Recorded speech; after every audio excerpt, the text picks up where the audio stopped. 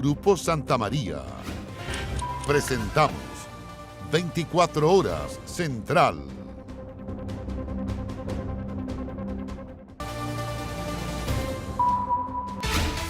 Ahora.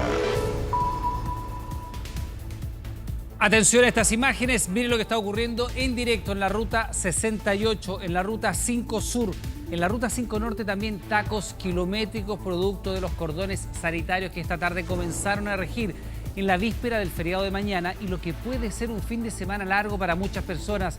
Se está controlando a cada uno de los vehículos y solo se puede salir de la capital con salvoconducto.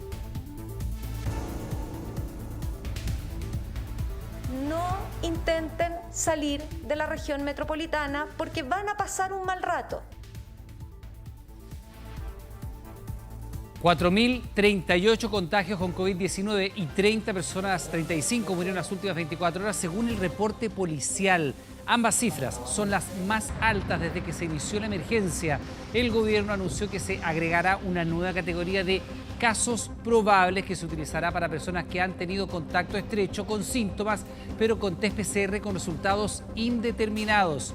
Además, se renovó la cuarentena para 38 comunas de la región metropolitana.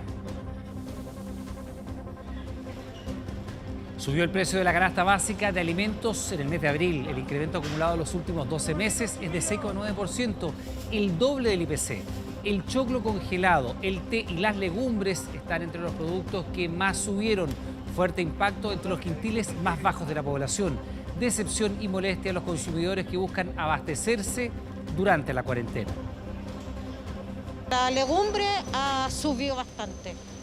Las cosas todas han subido. Muy caro.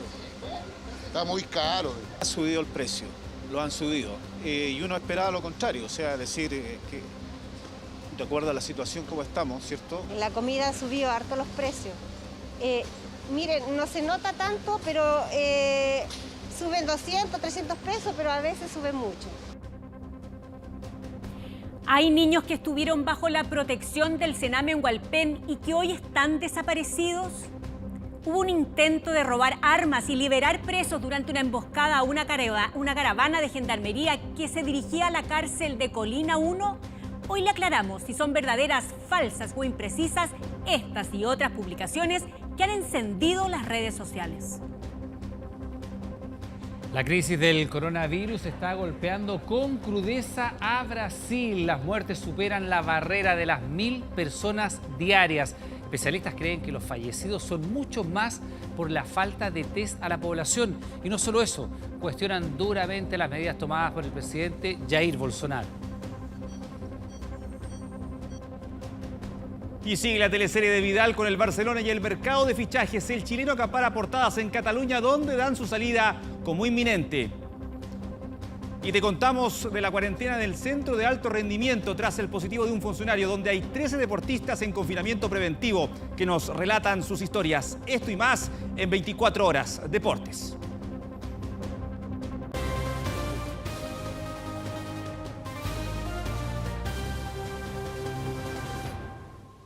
¿Cómo están? Buenas noches, bienvenido a la revisión de las noticias. Pantalla dividida para decirle y mostrarle lo que está ocurriendo a esta hora, a 3 horas de que ya se ha iniciado la congestión. Fíjese, hay tacos kilométricos en la ruta 68, en la ruta 5 Sur, en la ruta 5 Norte. La verdad es que es una situación bastante compleja, porque pese a las medidas para evitar los desplazamientos hacia la región de Valparaíso, son miles los vehículos que han salido desde Santiago por estas rutas.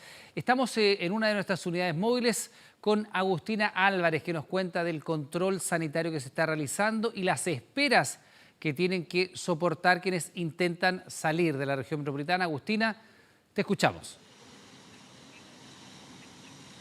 Hola Iván, muy buenas noches en esta fría noche previa al feriado del 21 de mayo. La verdad es que el llamado durante todo el día por parte de las autoridades fue muy insistente en cuanto a no salir de la región metropolitana. Sin embargo, pareciera que muchas personas parecen no tomarle el peso a la situación y decidieron salir igual. Así se produjo entonces las imágenes que ustedes pueden ver en vivo y en directo. Una congestión importante en la ruta 68, una de las principales arterias que conecta la región de Valparaíso con la región metropolitana, donde precisamente en el kilómetro 48, donde nos encontramos nosotros, se está realizando ese control sanitario, digo, para salir o entrar a la región metropolitana. Un control bastante estricto, digo bien, y que lo que ocurre es que justamente en este punto se produce un embotellamiento porque se reduce de 2 pistas a una sola donde los autos son finalmente fiscalizados. En total nos contaban que cerca de 2 horas es lo que tienen que permanecer en los vehículos en este gigantesco taco kilométrico que la verdad que desde donde nos encontramos nosotros pareciera no tener fin. Escuchemos parte de esas declaraciones. Okay. Hasta las 16 horas habían salido por las 5 carreteras 18.000 vehículos y si nosotros tomamos como punto de comparación el primer día del año pasado, que también tuvo un interferiado, salieron 115.000 vehículos. Esa es más o menos la comparación. La baja tiene que ser muy importante porque, insisto, las justificaciones son 2 nomás. Por lo tanto, ahí está el llamado a que la gente se informe adecuadamente. Trabajo todos los días en Santiago. Perfecto. Pregúntate, ¿cuánto tiempo llevas ya acá metido en esta oficina? 2 horas. A La Cruz. ¿A La Cruz? ¿Vive allá? ¿Trabaja? Vivo en La Cruz. ¿Qué le parece? ¿Cuánto rato lleva acá en el tráfico? Yo aproximadamente, yo creo que más de 3 horas.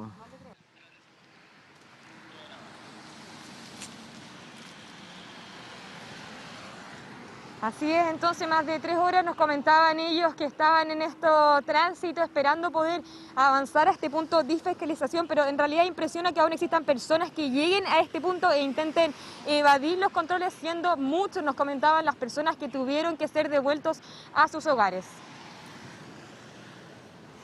Bien, Agustina, eso es lo que está pasando en la ruta 68, algo parecido, y podríamos decir incluso peor, ocurría también en la ruta 5, un taco enorme a la salida sur de Santiago. Rodrigo Siráquez tiene detalles. Rodrigo, te escuchamos. Hola Iván, buenas noches. Así es, el taco de San Francisco de Mostazal hasta el cruce de Champa. No pasa absolutamente ningún vehículo, solo vehículos de emergencia. Todos tienen que pasar por el control. Hay una excepción, eso sí, los camiones que se dirigen hacia el sur, que llevan alimentos, por supuesto, hacia el sur del país o hacia la región metropolitana, también tienen el paso liberado previo un chequeo que hace Carabineros. La situación ha sido muy compleja porque los tacos aproximadamente están durando 1 hora hasta 1 hora y media y eso ha generado una molestia muy importante, sobre todo en los automovilistas. Hay muchos más autos que en otras oportunidades, hay mucho más buses que en otras oportunidades, por lo tanto el tránsito vehicular está bastante complejo porque el control es simplemente en 2 vías con un grupo de carabineros que está en el lugar y por lo tanto la congestión, como ya te decía, alcanza varios kilómetros de norte a sur donde están cortados los tramos de la Ruta 5 Sur. Todo el control tiene que ser realizado de manera estricta con los papeles, obviamente, que se les exige en este tramo, Iván. Claro, Rodrigo, y decirlo, son solamente 2 razones que los habilitan para eventualmente poder pasar por esta barrera sanitaria. Volver a su lugar de trabajo, o sea, gente que viva fuera de la región metropolitana y que tenga que regresar, y lo otro, una situación de carácter sanitario. En ninguna otra circunstancia está permitido. Usted no puede ir a su vivienda de veraneo, a su segunda casa, eso no está permitido de ninguna manera. Rodrigo, estamos contigo y también con Agustina y nuestras unidades móviles dentro de algunos minutos más en las principales carreteras de nuestro país. Y en esta jornada le vamos a contar lo siguiente. Fíjese que la Organización Mundial de la Salud informó que en las últimas 24 horas, escuchen el número, se registró la mayor cantidad de nuevos contagios de coronavirus en el mundo en un solo día desde que se inició la pandemia. La cifra, 106.000 contagios. La OMS precisó que cerca de 2/3 de ellos se concentraron en estos 4 países: Estados Unidos, Rusia, Brasil y Arabia Saudita. Con esto, la cifra total de COVID-19 positivos en el mundo ya se aproxima a los 5 millones de personas, con más de 326.000 fallecidos. Y Chile, lamentablemente, no es la excepción. 35 nuevos fallecidos hubo en las últimas 24 horas, un nuevo y doloroso récord diario, al que se suma además una cifra preocupante de nuevos contagios. Estamos hablando de 4.038. El Ministerio de Salud informó además un cambio de criterio que va a sumar a los pacientes probables como casos activos. La red hospitalaria, en tanto, sigue ampliándose para enfrentar la alta demanda. Rusia tiene una población que supera los 144,5 millones de habitantes. Chile, poco más de 18,7 millones. Si queremos graficar la diferencia de territorio entre Rusia y Chile, esta es la imagen. Somos un 4% de su superficie.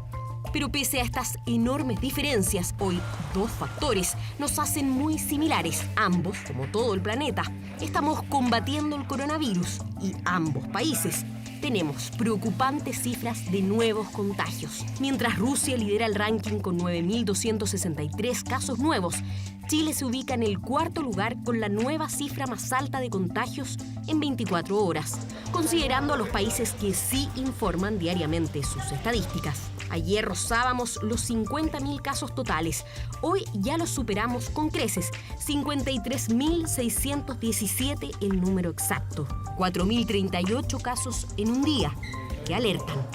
Quienes hoy día son la principal fuente de casos activos que están contagiando son las personas entre los 25 años y los 49 años de edad, o sea, los menores de 50 años. Entonces, es un grupo que no puede sentirse como indemne a esta infección. La cifra de fallecidos volvió a batir el récord. 35 nuevas personas que se suman a las víctimas totales de esta implacable pandemia. Hacemos un llamado muy importante a cuidar a nuestros adultos mayores.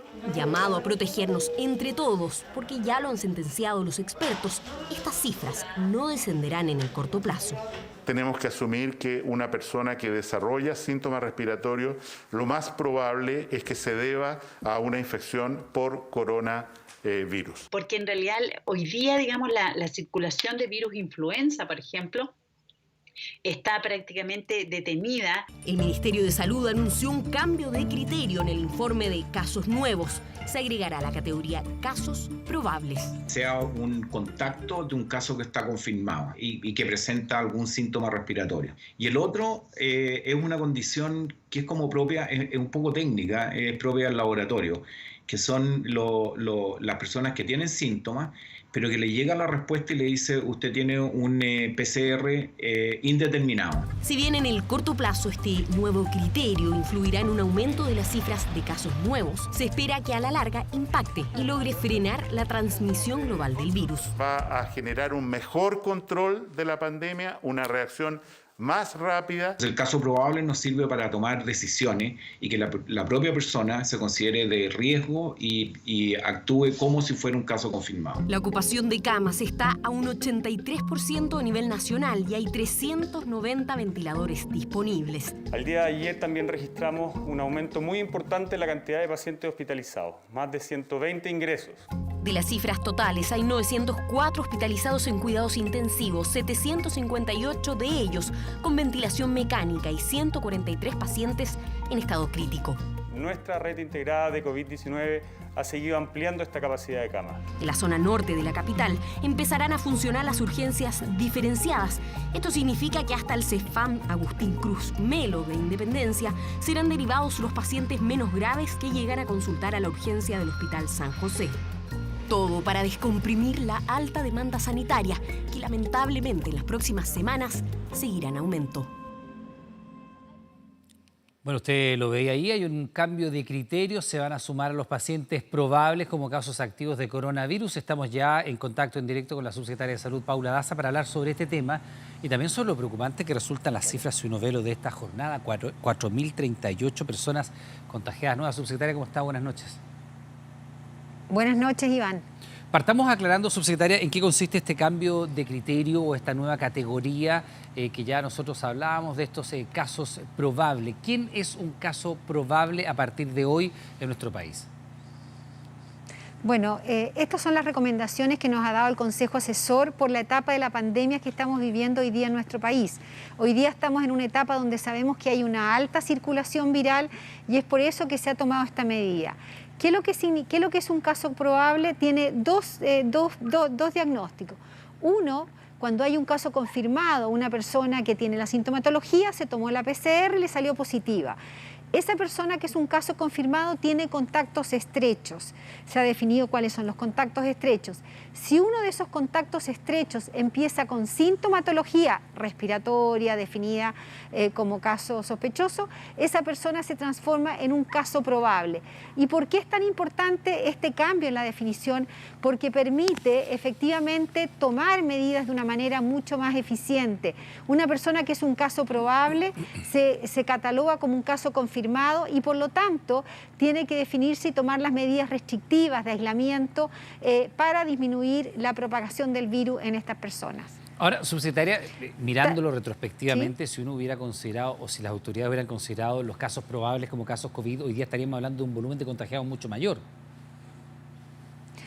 Sí, bueno, en todas las pandemias, si uno mira las pandemias a través de la historia, lo que pasó en H1N1, la pandemia cuando empieza el virus de tener una alta circulación viral, llega un momento que, así como se define que los cuadros respiratorios hoy día, si una persona empieza con tos, con fiebre, con un cuadro respiratorio, dolor de cuerpo, eso lo más probable que sea coronavirus porque hoy día no tenemos otros virus circulantes.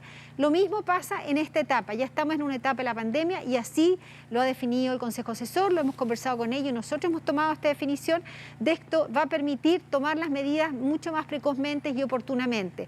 Son los criterios que se van implementando en la medida que la pandemia y la circulación viral va aumentando como lo hemos visto en nuestro país. Subsecretaria, se lo pregunto porque muchos familiares de personas que dieron COVID-19 positivo decían ni siquiera me quisieron testear y yo tenía sintomatología. Nosotros mostramos acá en el noticiario una familia completa que habían dado incluso test rápidos positivos, pero no se le hacían los PCR.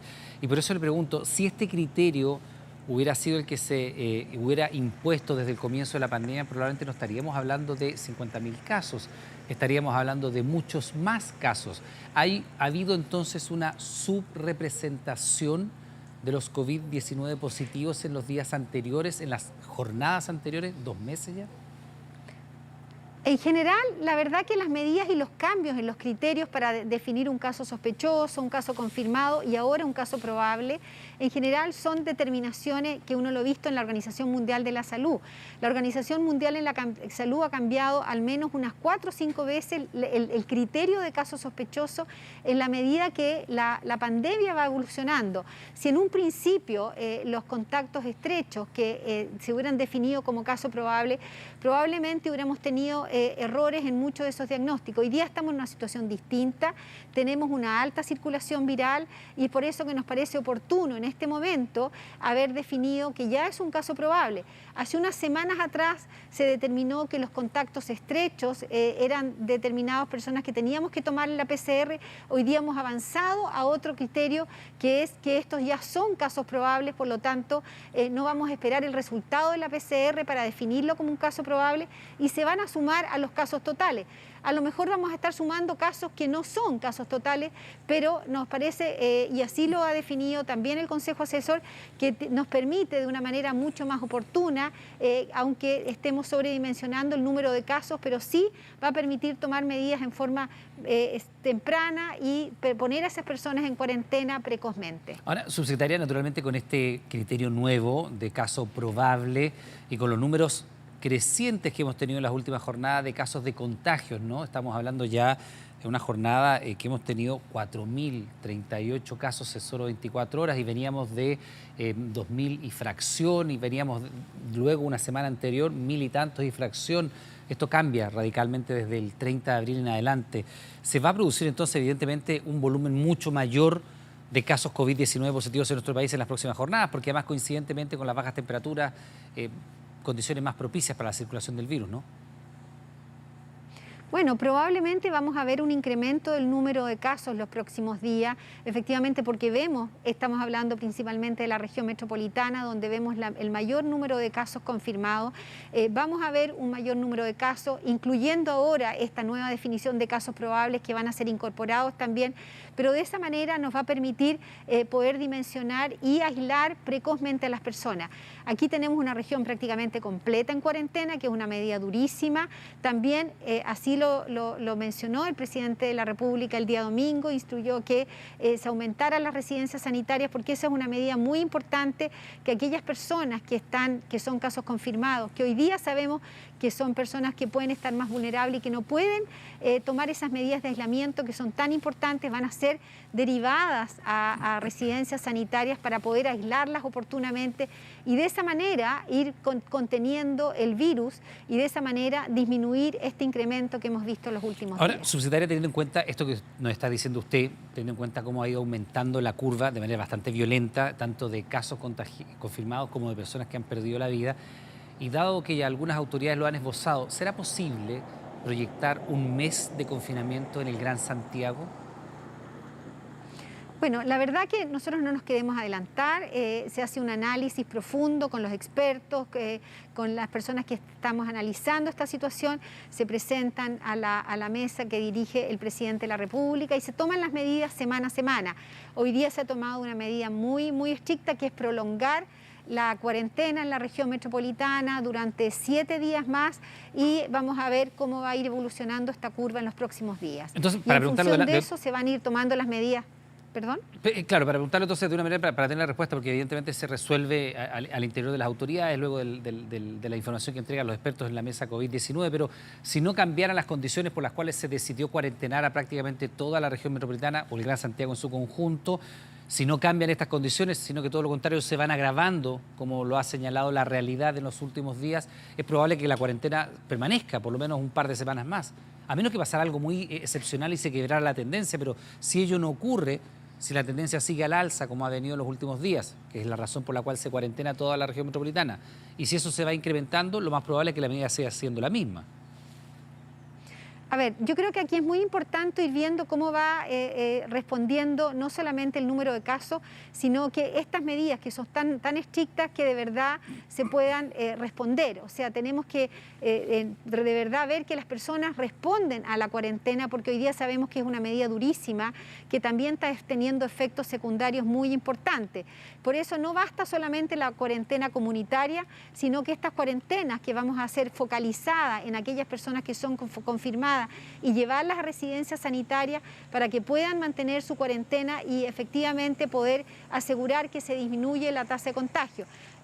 Son varias medidas que se están implementando. Con esta nueva definición de caso también va a permitir en forma más oportuna aislar a esas personas que son casos probables.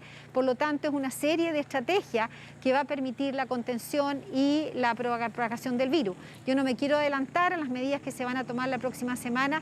Tenemos que ir viendo cómo se responde, cómo responde la comunidad a estas medidas que estamos implementando en esta semana. Subsecretaria, quiero compartir con usted imágenes que me gustaría saber su parecer, porque se están tomando medidas que son muy duras.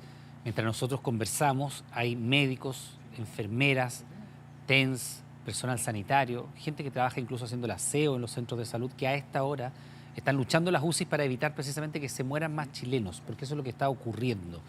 Y estamos en las horas y en los días en los cuales nuestro sistema sanitario está sufriendo el mayor estrés posible.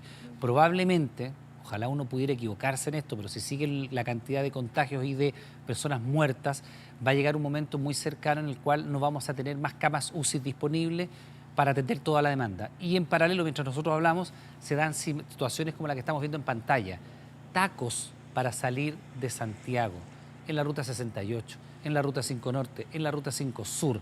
Se han establecido controles sanitarios grandes en la región metropolitana, en el Gran Santiago, en el Gran Concepción y en Temuco. Como autoridad sanitaria, ¿le produce desazón, le produce malestar? ¿Hay algo de decepción en esta actuación de la gente que sale de la capital? Porque las razones son dos, corríjame si estoy equivocado y si hay alguna más.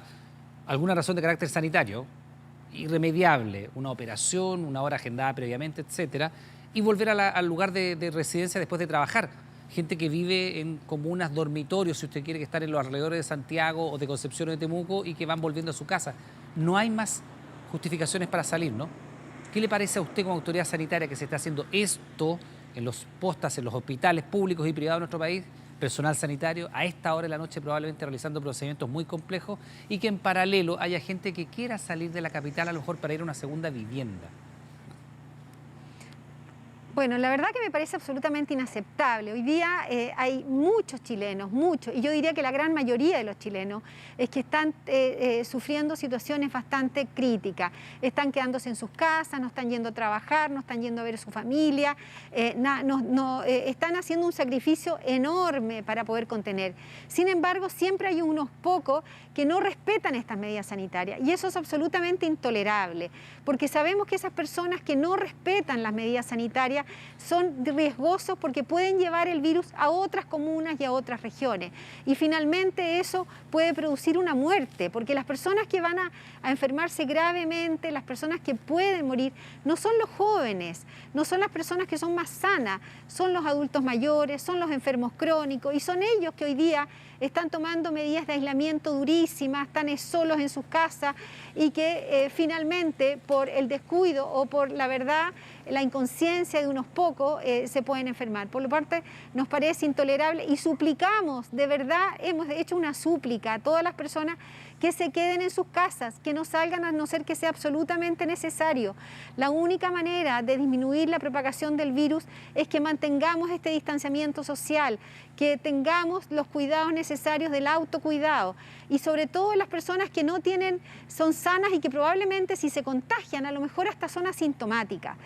Por lo tanto, hacemos un llamado, si hay personas en esas filas de los autos que hoy día pretenden salir fuera de la región metropolitana por una cosa que no es en una emergencia, que por favor se vuelvan a su residencia, porque de verdad es la forma que tenemos que ayudarnos entre todos. Si no nos ayudamos entre todos, esto va a ser muy difícil. Si todos cooperamos y nos ayudamos, vamos a salir más temprano que tarde de esta pandemia. Subsecretaria, le queremos dar las gracias por este contacto, que tenga buenas noches, muy amable. Buenas noches, Iván. Mire, siguiendo con este tema, ponga atención a estas cifras. Según las autoridades, cada 40 minutos una persona muere por COVID en nuestro país. Para los especialistas, el confinamiento se podría levantar recién después de un mes. En paralelo, hay estrictos controles sanitarios en varios puntos del país y se extendió la cuarentena en la región metropolitana por una semana más. Está muriendo por culpa de esta enfermedad una persona cada 40 minutos. Suena alarmante, pero es la verdad. La curva sigue en ascenso, continúan las muertes y por ahora se ve de lejos una reducción en los casos de coronavirus. El panorama es adverso, aunque la medida de confinamiento total lo podría cambiar. Sin embargo, eso no es tan rápido, auguran los expertos. Frenar el aumento en los contagios es como frenar a un tren muy pesado que va muy rápido. No se va a lograr en un par de metros o en un par de kilómetros, sino que se requiere un periodo largo, que pueden ser varias semanas.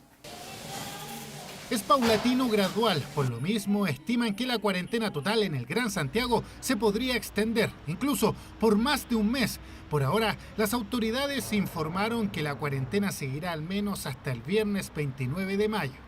Entonces, pensar en levantar una cuarentena, si todavía no hemos observado un descenso en los contagios, es muy complicado. Y más aún si no hemos observado un descenso en el número de hospitalizados, que es algo que puede tardar aún más. La próxima semana podríamos ver una reducción y en una tercera o cuarta un descenso en las hospitalizaciones. También depende de la conducta de la población. Ahí, para los especialistas, recién estarían las condiciones para levantar una cuarentena. Mientras tanto, en las calles de Santiago,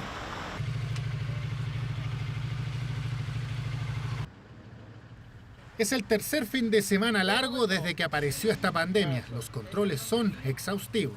Me parece nefasto la gente que piensa en irse a su segunda casa. Creo que no estamos en tiempos para eso. Tiene que estar con permiso, tiene que estar la gente en casa cuidándose. Esa enfermedad es grave. Desde las 6 de la tarde comenzaron a regir los cordones sanitarios en Santiago. Quienes lo pueden cruzar, solo aquellos que tengan un trámite funerario o quienes deban asistir a un tratamiento médico impostergable. De lo contrario, no intenten salir de la región metropolitana porque van a pasar un mal rato. Van a tener probablemente que aguantar un taco y devolverse. Dicho y hecho, en la ruta 68 hubo tacos de varios kilómetros. Algo parecido ocurrió en los cordones sanitarios de Concepción y Temuco.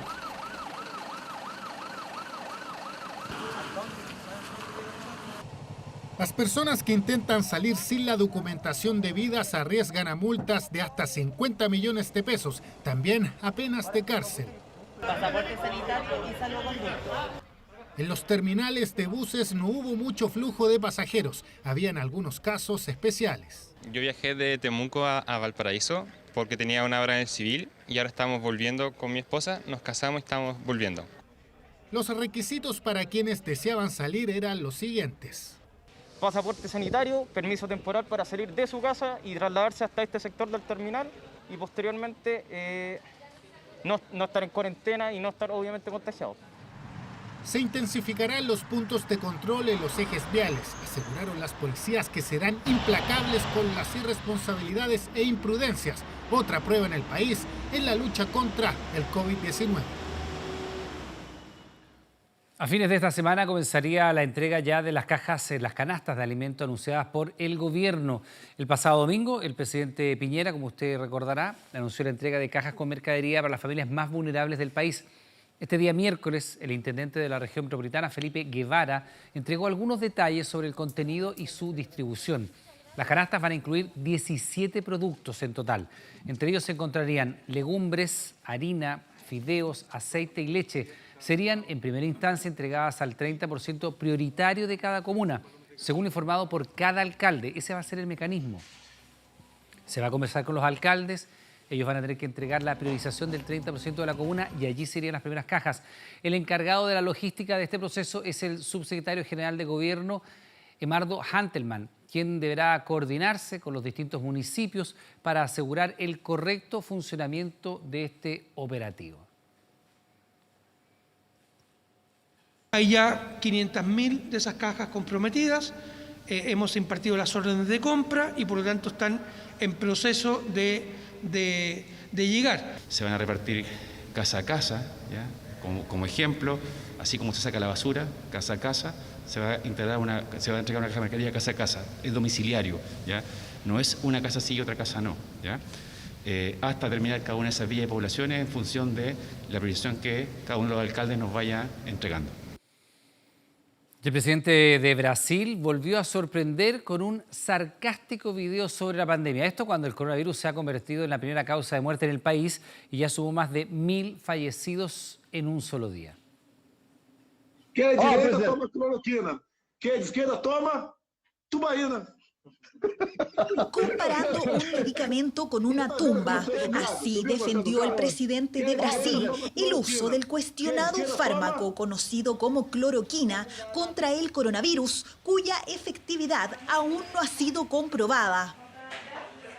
Palabras dichas el mismo día en que el país registró su cifra más dramática en la pandemia, con 1.179 muertos en menos de 24 horas, muchos de los cuales han sido enterrados en fosas comunes. Estamos perdiendo esa batalla contra el virus. La realidad es que estamos perdiendo la batalla contra el COVID-19. El virus nos está ganando en estos momentos. Ahora se acercan algunos días festivos, pero no los veo así. Los veo como días de batalla, los más importantes en esta lucha contra el virus. El personal de salud asegura que ya no da abasto para atender a todos los pacientes. En los hospitales de Río de Janeiro y Sao Paulo, la ocupación de camas se acerca peligrosamente al 100%. Esta situación convirtió a Brasil en el tercer país del mundo con la mayor cantidad de personas infectadas, solo después de Estados Unidos y Rusia. La actitud confusa y negacionista de Bolsonaro sigue siendo uno de los principales problemas para los brasileños en esta crisis sanitaria. Entre los más afectados acusan incluso un intento de acabar con algunas comunidades. Eu temo genocídio. Temo que esto sea un genocidio y quiero denunciarlo ante el mundo. Tenemos un gobierno que no se preocupa por la vida de sus indígenas, que solo piensa en el autoritarismo, pero no en la vida de las personas. Según expertos internacionales, el cumplimiento irregular del aislamiento social, el anuncio de una futura relajación de la cuarentena y el desacuerdo constante entre el presidente y los gobernadores y alcaldes ha llevado a que las personas tomen iniciativas propias para proteger su salud. A gente tomó esa iniciativa. Decidimos actuar nosotros porque tenemos muchas víctimas en nuestros barrios y eso va a seguir pasando a menos que hagamos algo. Hicimos un llamado a limpiar el interior de las casas con alcohol gel y cloro y también a mantener despejadas las entradas. En un barrio vulnerable de la ciudad de Manaos, los mismos vecinos se organizaron para sanitizar las calles y los espacios comunes. El gobierno de Jair Bolsonaro también tambalea después de que en 2 meses perdiera a su ministro de Justicia, 2 ministros de Salud y ahora a la titular de Cultura, Regina Duarte, una conocida actriz local. Pese a que el coronavirus se convirtió en la primera causa de mortalidad en el país, el presidente reforzó su idea de reabrir lo antes posible la economía, desestimando nuevamente la peligrosidad de la pandemia. aunque esta vez sin el apoyo de su aliado estadounidense Donald Trump, quien anunció que podría prohibir la entrada a su territorio de personas que provengan de Brasil. Bueno, y precisamente el momento en que estamos hablando de canastas familiares de emergencia para llevar a la gente que más lo necesita en nuestro país, el alza de los productos que componen la canasta básica está al alza. Estamos con nuestro editor de Economía, Andrés Vial, para hablar Don Iván de Núñez, un alza preocupante, seguramente has dado cuenta tú, usted en su casa, del alza sobre todo de los alimentos. Preocupante en el mes de abril y también durante los últimos 12 meses. Preocupante sobre todo cuando en medio de esta crisis económica, crisis social, sobre todo lo que más cuesta, los alimentos suben de precio. Vamos con la gráfica, señor director, señora directora. Sí, pues. Le digo señor director. Se enoja con razón. Con mucha señorita directora. Y señorita y le queda la boca. Mismo te queda la boca, ya. Exacto. ¿Cuánto subieron los alimentos durante los últimos 12 meses? Iván Núñez, la canasta básica de alimentos que calcula el Ministerio de Desarrollo Social, con esta se calcula la línea de la pobreza, la línea de la extrema pobreza. Los últimos 12 meses son 80 productos, Iván, 6,9% en los últimos 12 meses. Si lo comparamos con el IPC, que son todos 300 y tantos productos, prácticamente un cuarto son solamente alimentos. Vestuario, electrónica, todo lo que está prácticamente en la economía, el IPC fue solamente 3,4%, o sea, la mitad. En los alimentos subieron el doble respecto al IPC de los últimos 12 meses. Por eso esto impacta mucho más en quienes más se gastan parte de su dinero en alimentarse, en las necesidades más básicas. Exactamente, los sectores más vulnerables gastan más en alimentos y también en sectores en transporte. Vamos con la siguiente gráfica. Vemos, por ejemplo, lo que sucede en el mes de abril, porque en el mes de abril la diferencia se remarca, Iván. ¿Cuánto subieron los precios de los alimentos en el mes de abril? Mira, 1,2% la canasta básica y en el caso del IPC de toda la economía, un 0%. ¿Cuáles fueron los productos que más subieron, sobre todo en el mes de abril, y crearon esa sensación de que, más que crearon, está esa sensación de que los precios de los alimentos están subiendo con fuerza? La nota de José Ignacio Tenas. Está muy caro. Demasiado los precios y ya no damos abasto. Lo han subido y uno esperaba lo contrario. Están subiendo un poquito exagerado. La molestia es evidente. Los precios de diversos productos de la canasta básica de alimentos subieron sus valores en abril, un hecho que complica el bolsillo de muchos chilenos, como Eugenia. Ella es jubilada y nos asegura que se las tiene que ingeniar para hacer las compras. Yo no compro en el barrio porque se me iría toda la plata. Todas las cosas de mercadería está todo caro. La legumbre ha subido bastante. Las cosas todas han subido, pero la plata no se hace nada. Canasta de alimentos que en abril alcanzó un precio de 46.070 pesos por persona, teniendo un aumento de 9,8% en el choclo congelado y sobre 5% en las legumbres, el té y los huevos. Sí, los huevos poco, harto. Sí, los huevos sí. Uno para comprar para la casa y también como comerciante nos ha subido el precio de todo. Un aumento en los precios que estaría afectando principalmente a los quintiles más bajos de la población. La verdad es que la brecha ha estado un poquitito agrandándose últimamente en desmedro, digamos, de los sectores de más bajos ingresos. Está siendo más caro vivir, porque los alimentos pesan más en todo el gasto que ellos hacen. Esto último ha llevado a que diversos alcaldes planteen la posibilidad de que el gobierno realice una fijación de precios, una medida que ya genera discusión. Pero los precios han ido así, con una escalada alcista. Frente a eso, han llamado al gobierno en este periodo de excepción constitucional, a decretar la fijación de precios. Es una forma de resguardar que el mercado no sufra distorsiones que afecten en momentos de crisis a nuestros conciudadanos. Y los precios han subido, pero en una proporción que tampoco es justificable para fijación de precios. Porque podría ocurrir que le pones precios máximos a productos como el pan o la harina o el azúcar y ello genera inmediatamente un mercado negro. Lo importante es que esté sana la red de abastecimiento. Esto en situaciones, por ejemplo, como la de Argentina, pero se fijaron precios, durante la semana en que se fijaron precios, aumentó, hubo quiebra de stock de esos productos. Un debate que recién comienza en medio de precios que van al alza y que preocupa al bolsillo de los chilenos. A ver, fijación de precios, una discusión en que el gobierno ya adoptó posición, lo vimos en las palabras del ministro de Economía. Los alcaldes piden que se fijen sobre todo los precios de productos más sensibles.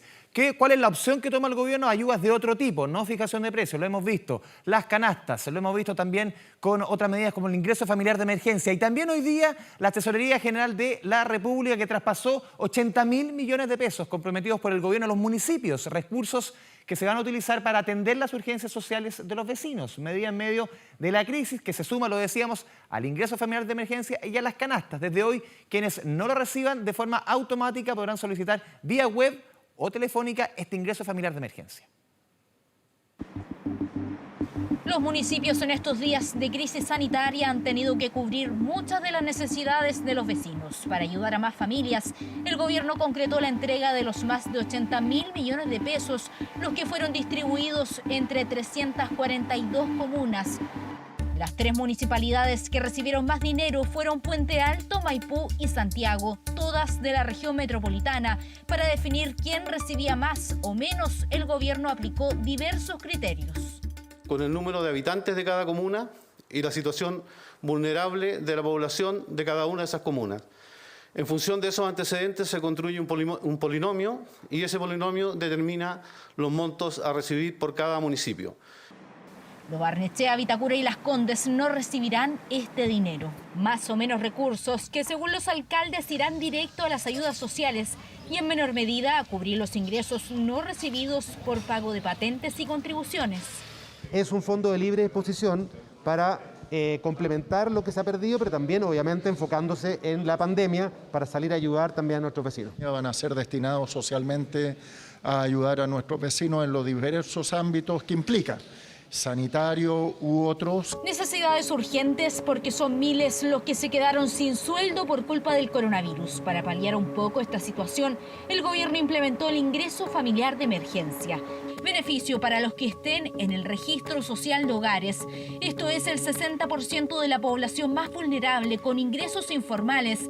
Sería recibido por 4,5 millones de personas, es decir, 1,8 millones de hogares. Ingreso familiar de emergencia. Se pagará de forma escalonada durante 3 meses, partiendo por 65.000 pesos por persona que viva en el hogar. Si viven 4, el primer pago sería de 260.000 pesos. Va a haber un gran porcentaje que va a recibir este pago automático si es que ha recibido un bono anterior y cumple los requisitos que esta ley señala, y el resto desde hoy podrá solicitarlo en una página web www.ingresodeemergencia.cl ingresando algunos datos. El beneficio se puede pedir hasta el 30 de mayo. El pago automático será el 29. En el caso de los adultos mayores que hayan recibido el bono de invierno, se harán otros 2 pagos. Si viven con otras familias, ellos también recibirán el ingreso de emergencia. Las canastas de alimentos son otros de los beneficios esperados porque cientos no tienen para comer. La entrega comenzará este fin de semana en la región metropolitana, en diferentes barrios vulnerables.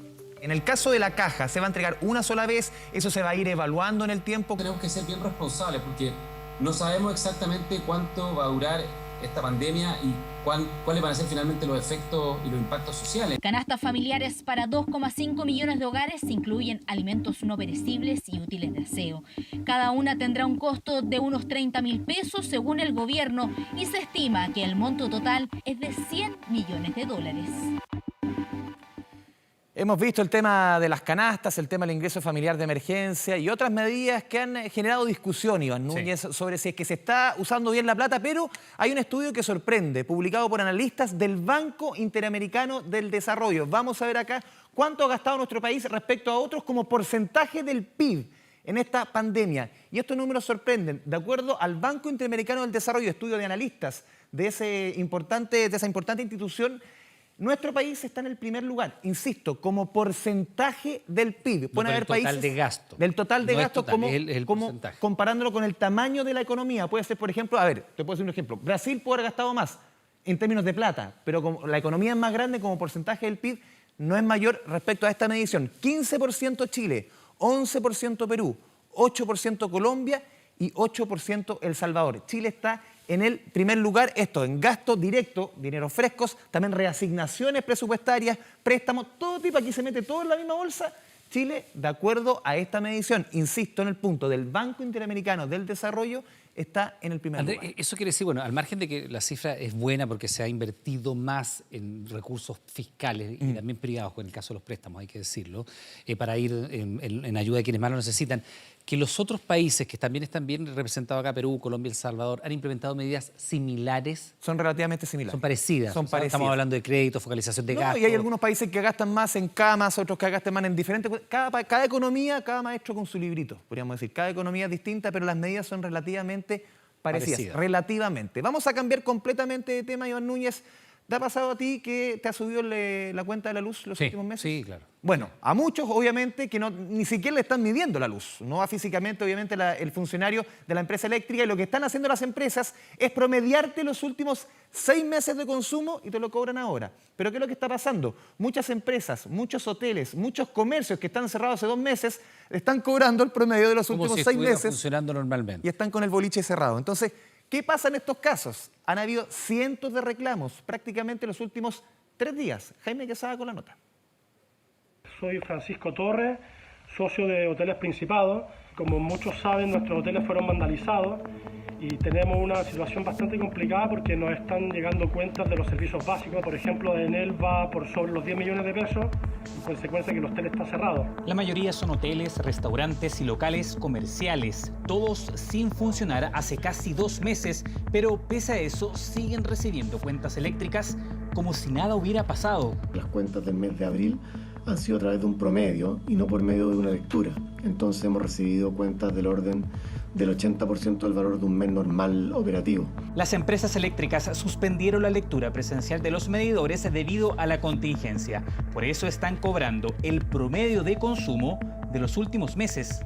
Es algo que existe en la normativa actual. Ellos pueden hacer una facturación provisoria considerando el consumo de los 6 meses anteriores. Nos están cobrando el promedio de nuestro consumo histórico, a pesar de que tenemos el local cerrado. Nos parece una frescura. Desde marzo, la Superintendencia de Electricidad ha recibido un poco más de 600 reclamos en relación a la facturación provisoria. Sin embargo, 497 de ellos se registraron solo en los últimos días. Por eso la autoridad ofició a las compañías de distribución en todo el país para que implementen procesos que faciliten a los usuarios medidas para proporcionar el detalle del consumo. Ha sido exigido en un oficio con respuestas inmediatas por parte de la SEC, es que frente a ese reclamo den rápida respuesta y permitan incluso a las personas dar el valor de la lectura de su medidor, anular la boleta anterior y emitir una nueva con el valor correcto. Las empresas eléctricas aseguran que tienen plataformas disponibles para canalizar los reclamos y consultas. Además, que en las próximas boletas se realizará el ajuste en el caso de haber cobrado de más. Tenemos un plan especial que hemos desarrollado, un plan especial de lectura para todos aquellos clientes que no son residenciales. Y el segundo es que hemos facilitado en nuestros canales digitales el que los clientes nos aporten su lectura. Dicha estimación será ajustada, por supuesto, en las próximas boletas, una vez que sea posible normalizar los servicios de lectura. Comercios afectados por el estallido social, la pandemia del coronavirus y ahora por cobros de consumos que no realizaron. Imagínate estos cobros, asumirlos hoy día, por ejemplo, Iván Núñez, con cortes de luz. 55.000 clientes sin energía eléctrica. ¿Cuánto cayó de agua? 2,7 milímetros. Imagínate que no tenga servicio, te cobren y más encima se te corta. Qué bueno, muchas gracias. Que esté muy bien. Nos vemos. Chao, chao. A ver, desde octubre se han visto una serie de predicciones, usted probablemente lo ha visto, ¿no?, sobre el edificio Telefónica que han llamado la atención de la opinión pública. Este lunes se pudo ver la palabra hambre y ayer, mientras se intercalaban los mensajes humanidad y solidaridad, un foco de luz terminó con las intervenciones. ¿Quiénes están tras estas acciones? ¿Se vulneran los permisos de las cuarentenas? Desde la Intendencia se anunció una investigación, mire.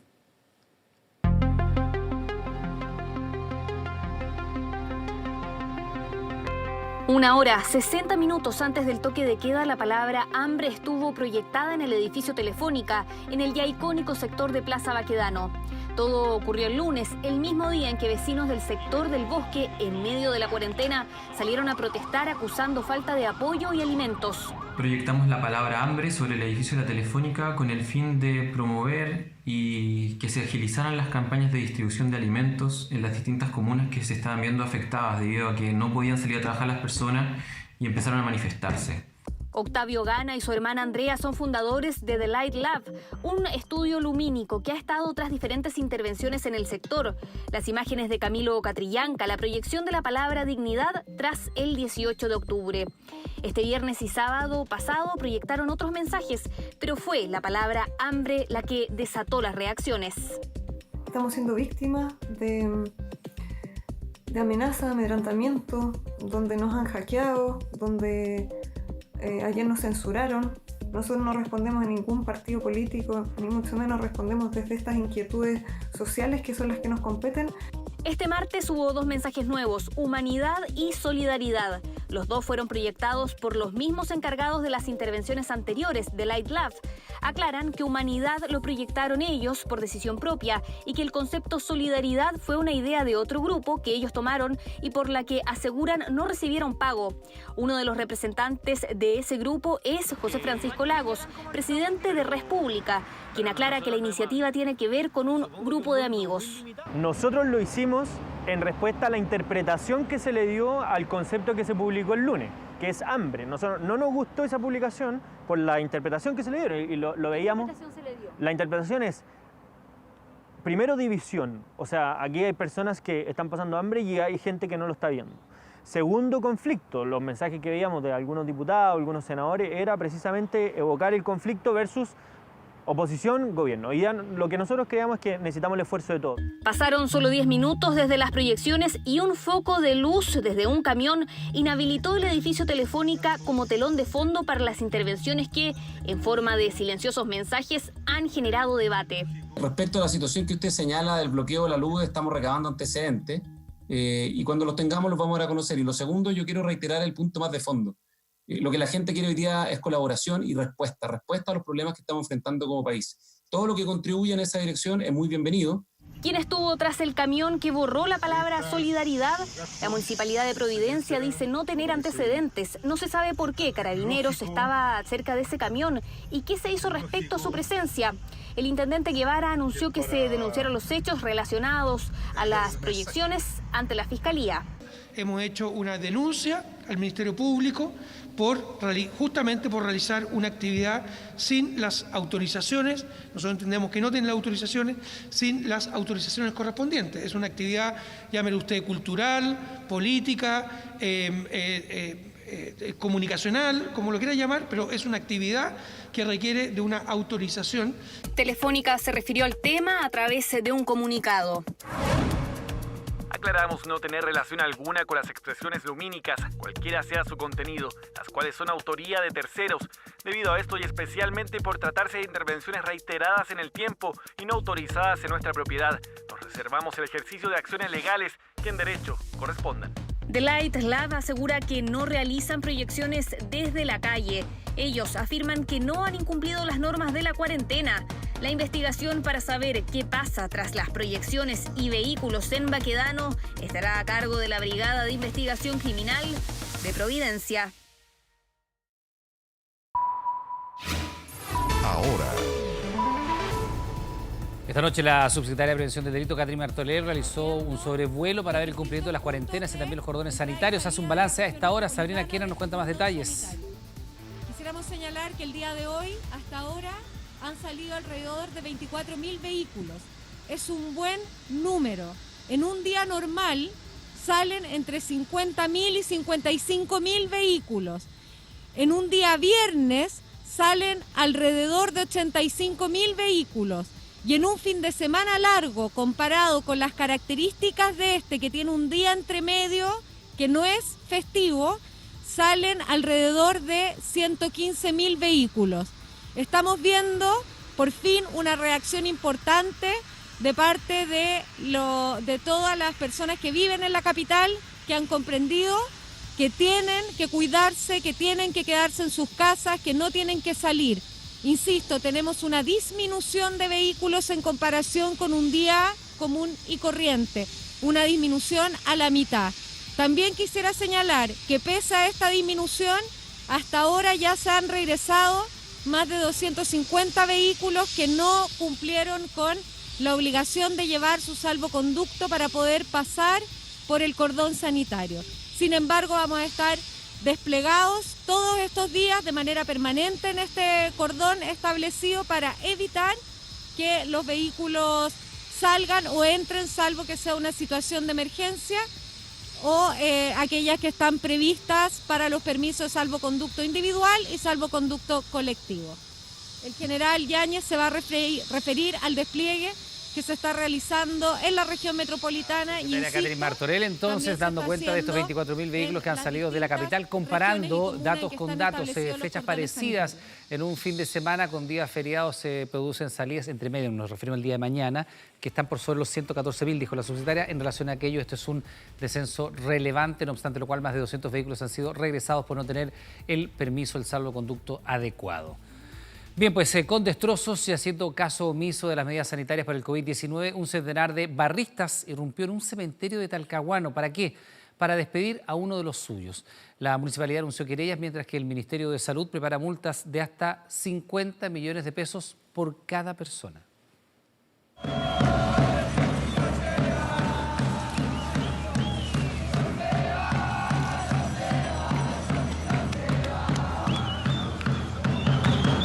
Cementerio número 2 de Talcahuano, 10:50 horas. El funeral de Víctor Cáceres, hincha de Colo-Colo, está a punto de convertirse en cualquier otra cosa.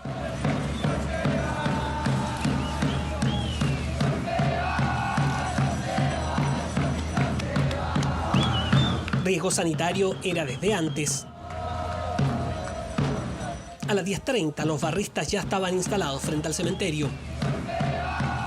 Tiraron bengalas, tiraron juegos artificiales, estuvieron una seña de humo, hicieron. Lo más preocupante, que creo que es lo que más nos preocupa a todos, es el poco cuidado que tuvieron entre ellos. Prácticamente ninguno con mascarilla. ¿Para qué hablar de distancia social? Los guardias se habían superado, entonces ya no podían tampoco hacer para tanta gente, y así como está la gente hoy día desordenada. Venían de Chiguayante, con un cortejo cercano a las 100 personas. Pero fue al llegar al acceso donde todo se descontroló. La entrada fue la brusca. Se les habló que no podían entrar. Bueno, ahí empujaron y entraron. Entraron al choclón, yo creo que no respetaron el guardia, nada, llegaron y se metieron. Había restricciones en cuanto a la cantidad de personas que podían ingresar y en qué condiciones, no solo por disposición del Ministerio de Salud, sino también por ordenanza municipal. Se está controlando el ingreso de las personas a través de los guardias del cementerio. Se está exigiendo mascarilla obligatoria para el cumplimiento de esta ordenanza. Este fue el último intento por contener la turba. Luego vinieron los destrozos en las tumbas aledañas al funeral. El Ministerio de Salud se prepara para aplicar multas. Estamos ante un hecho indignante, absolutamente grave. Ya en el contexto de una pandemia, nosotros acá, individualizadas las personas, vamos a aplicar lo que dice el Código Sanitario. Las multas por persona pueden llegar hasta los 50 millones de pesos. El Ministerio del Interior evalúa acciones legales, pues esto ocurre justo el día en que se registra un nuevo máximo de contagios en la región del Biobío, 52 en una sola jornada, para una zona que tiene 1,5 millones de habitantes. Nosotros vamos a evaluar acciones legales porque no corresponde. Sabemos el dolor de la pérdida de un familiar, pero al mismo tiempo sabemos lo doloroso que puede significar que esta enfermedad se extienda. La más afectada fue la municipalidad de Talcahuano, tanto por los daños en el cementerio como por el amedrentamiento a los funcionarios. Tenemos los videos, tenemos las filmaciones y vamos a presentar querellas contra quienes resultan responsables. Primero, por vulnerar las medidas sanitarias y en segundo lugar, por los daños que se ocasionaron al cementerio y por la gravedad de los hechos que hoy día fuimos testigos y que pusieron en riesgo a nuestros funcionarios. Un funeral que podría ser considerado normal entre barras bravas, incluso hasta tranquilo. Pero no son tiempos normales. Y este acto no solo puede terminar con multas y acciones penales para los involucrados. Lo peor, puede terminar con más contagios de COVID-19 y más muertos por la pandemia. Bueno, en tanto, vecinos de La Pintana salieron a manifestarse con cacerolazos y fogatas acusando falta de trabajo y alimentos. La alcaldesa advirtió que la ayuda que están entregando y la comprometida para los próximos días no es suficiente para soportar la ampliación de la cuarentena. Casi el 90% de nuestra villa está sin trabajo, no hay alimento para llevar a nuestras casas. La gente que trabaja en las colas no puede trabajar, entonces por ende estamos todos cruzados de brazos. Lo único que me da vueltas con el familiar. Con el familiar he pagado la luz y el agua y ahí quedo. Y mi ayuda lo ha dado mis vecinos aquí que han hecho olla común. ¿Cómo están por la alimentación? Como todas las casas, ahí nomás. Aquí la gente necesita alimento, frazadas, cosas así por el frío, ahora se viene el invierno. Sandra es una de las manifestantes. Su marido, obrero de la construcción, fue despedido. Todo lo que queda. El puré que le hago a él un poquito de puré. Y le hago de poquito así porciones para él, porque él es el que está conmigo, porque mi hija, como le digo, se tuvo que ir para donde sus suegros. ¿Y si se acaba, tiene para ir a comprar? Si voy a trabajar, si me gano algo, sí. Pero si no voy a trabajar, no tengo. Eso es lo que tengo en mi frigider. Mientras Sandra y su marido se las arreglan con los que les va quedando. En la calle, la solidaridad de aquellos que aún pueden aportar para que su vecino se alimente se demuestra con una olla común. Esto lo inicié yo de aquí de mi almacén porque igual hay que ayudar un poquito a la gente y solitos los vecinos empezaron a acercarse. Nos preguntaba qué es lo que necesitábamos y llegaban con sus papitas, con sus zanahorias y ahí se inventaba lo que se podía hacer. Lo que necesita la gente es trabajar, salir a trabajar. O sea, si a ti tu niño te pide un pan o cualquier cosa para comer y tú no tenés que salir a buscarlo. Si bien el gobierno comprometió una caja de alimentos para las familias más vulnerables, esta se concretaría la próxima semana.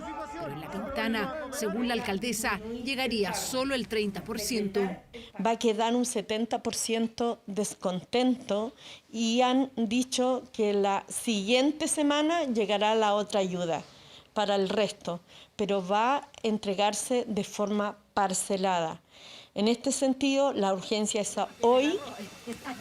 Según la alcaldesa, ellos han repartido cajas de alimentos a los adultos mayores. Dicen que entienden el drama de los que están cesantes, pero advierten no tener recursos municipales para ir en su ayuda. Para ello, necesitan 1.500 millones de pesos. Bueno, fueron tantas las acusaciones que la presidenta del Senado calificó el debate finalmente como patético. Y es que todos se dijeron algunos legisladores luego que se postergara otra vez la votación del proyecto que limita la reelección parlamentaria. El principal conflicto, la llamada retroactividad que podría dejar a varios diputados y senadores sin la posibilidad de llegar al Congreso nuevamente. Lo que tenemos acordado es ver el límite de la reelección hasta el total despacho. ¿Hay acuerdo unánime? Voto a favor, me abstengo. Voto a favor. No hay acuerdo. Contarles que los senadores no dieron la unanimidad para poder ver límite a la reelección. El proyecto de límite a la reelección parlamentaria se debía votar sí o sí en el Senado. Ese era el acuerdo de los partidos, pero nuevamente fue postergado porque terminado el tiempo de sesionar, algunos parlamentarios no quisieron debatir el proyecto durante la tarde de este miércoles. Pero si un proyecto se puede perfectamente tramitar la próxima semana, porque no hay una urgencia vinculada a la temática de ese proyecto, yo lo vería la próxima semana. Los senadores Elizalde, Proboste, Bianchi y Navarro se negaron a revisar el proyecto que establece que los senadores solo podrán repostular una vez al cargo, mientras que a los diputados se le permitirá la repostulación en 2 ocasiones. Negativa a discutir el texto que encendió los ánimos y que generó duras críticas en medio de la sesión. Ganó el matonaje y la presión. Yo no me voy a referir más a este señor porque la verdad es que no tiene sentido. Hicieron lo imposible para que el proyecto de reelección no se viera. Yo creo que este debate tenemos que darlo, pero no seguir aceptando acusaciones de este calibre como acostumbra hacerlo el señor Moreira. Discusión tras la cual vino el llamado de atención. Pongamos término a este tipo de debate, ya de verdad es patético el debate. Pero porque este proyecto ha generado tanto debate, el foco de tensión estaría en que la iniciativa incorpora la retroactividad. Eso quiere decir que aprobada la ley, los parlamentarios que hayan cumplido con sus periodos no podrán postular en las parlamentarias de 2021. 37 diputados no podrían ir a reelección, lo mismo que 6 senadores: García, Huidobro, Girardi, Navarro, Bianchi, Letelier y Pizarro.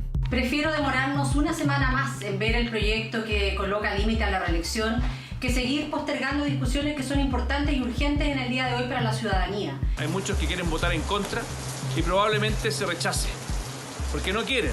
que se les aplique esta norma para ellos y quieren que esta norma empiece a funcionar recién en 16 años más. Pero las tensiones vienen desde la semana pasada, cuando el diputado frente amplista Gabriel Boric señaló que aquellos parlamentarios afectados por el proyecto de ley como Bianchi y Letelier debían inhabilitarse por un eventual conflicto de interés. Lo que quiere es sacar del camino a uno de sus contendores para ser candidato al Senado. Tienen la más clara intención de poder ser senadores. Críticas de los parlamentarios que persisten hasta el día de hoy y que Boric salió a responder nuevamente. No iré a la reelección como diputado. Respecto a otra eventual elección, no tengo ninguna decisión tomada al respecto, pero si se tomara la decisión colectivamente, además de ir de candidato por Magallanes, no tengo ningún problema en competir con quien sea, Bianchi u otros. La duda constante es si los senadores aprobarán o no la retroactividad que afectaría directamente a algunos de ellos. Sin embargo, algunos diputados, incluido su presidente, ya piensan en una estrategia si es que los senadores rechazan esa indicación. Claramente, si ese proyecto llega acá sin retroactividad, no contará con mi voto y tendremos que ir a una comisión mixta. El proyecto que limita la reelección parlamentaria podría discutirse el próximo martes después de varias postergaciones, iniciativa que lleva 8 años tramitándose en el Congreso Nacional. Bueno, usted sabe, todavía no existe una cura para el COVID-19, pero hay un tratamiento que está mostrando buenos resultados. Se trata del uso de plasma de pacientes que ya se han recuperado. Esta técnica, todavía experimental, llamada efecto Lázaro, está siendo probada en varios países y ahora también en Chile, con varios casos de éxito. Ponga atención porque hablamos en exclusiva con uno de los mayores expertos mundiales en la materia y conocimos un caso que es realmente extraordinario. Mire.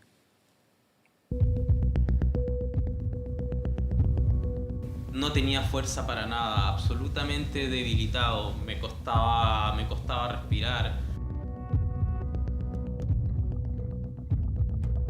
¿Cómo lo defino yo comparándolo con una gripe, que es que uno siente que lo atropelló un camión? Aquí yo sentía que me habían atropellado 10 camiones. Estaba tirado en una cama y en muchas ocasiones yo sentía que estaba al borde de la muerte.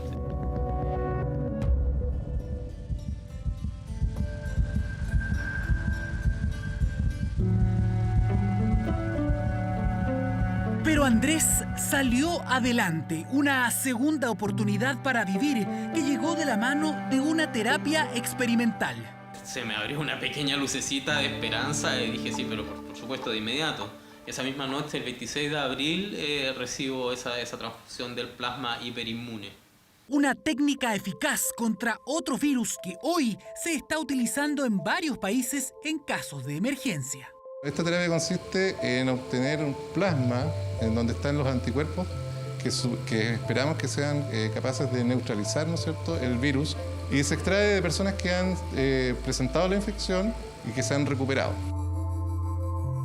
En el fondo le prestamos defensas de una persona a otra, le prestamos anticuerpos de una persona a otra. Uno de los máximos referentes en la materia accedió a hablar en exclusiva con 24 horas. ¿De quién se trata? Doctor Arturo Casadeval. Doctor, muchas gracias por esta oportunidad. Muchas gracias, Daniel. Aquí en los Estados Unidos hemos organizado el uso de plasma y en este momento se ha usado en más de 3.000 personas. Según la experiencia que tienen ustedes en Johns Hopkins, ¿cómo ha funcionado? ¿Uno puede esperanzarse? En la historia, el uso de plasma es positivo y da esperanza, pero en el caso de COVID-19 todavía no sabemos. Se ha dado el plasma a muchas personas y sabemos que es relativamente bien tolerada. Incluso en países como Italia ha habido casos de mejora en 24 horas. Allá le llaman efecto Lázaro, algo muy parecido a lo que sintió Andrés. Ya podía respirar más tranquilo, ya podía sentarme en la cama, ya podía sentarme solo. Una terapia entregada por la FALP. La idea es avanzar en los estudios, pero se necesita ayuda. Para poder entregar la mayor cantidad de plasma a aquellos que lo necesiten, necesitamos los donantes. Porque el plasma se produce e inmediatamente casi se está entregando. Un tratamiento experimental que, aunque no funciona en todos los casos, está salvando muchas vidas.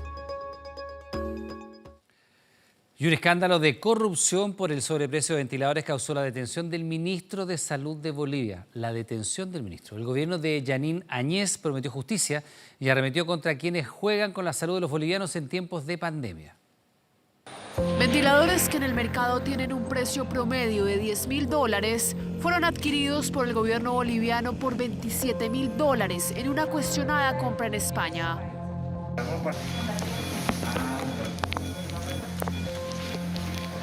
Según los médicos bolivianos, no sirven para terapia intensiva, solo para emergencias, y la semana pasada llegaron 170 de los 500 comprados, lo que hizo estallar el escándalo por presunta corrupción. Hoy me siento muy indignada y molesta por la posible corrupción en la compra de los respiradores españoles. ¿Cómo es posible que alguien intente robarle a los bolivianos en pleno sacrificio como el que estamos viviendo? No es el primer lío por las características o los precios de estos artefactos. En su momento, el gobierno español también fue cuestionado por una compra de ventiladores defectuosos a China. El ahora exministro de Salud de Bolivia, Marcelo Navajas, que llevaba apenas un mes y medio en su cargo, fue detenido y apartado de sus funciones de inmediato. La presidenta ha decidido apartar al ministro de Salud, Marcelo Navajas, y de esta forma se pretende evitar cualquier interferencia en el trabajo de la justicia o el entorpecimiento de las pesquisas. De acuerdo a la información oficial, el extitular de Salud de Bolivia fue detenido para declarar por el sobreprecio de los ventiladores, así como otros 4 funcionarios del gobierno.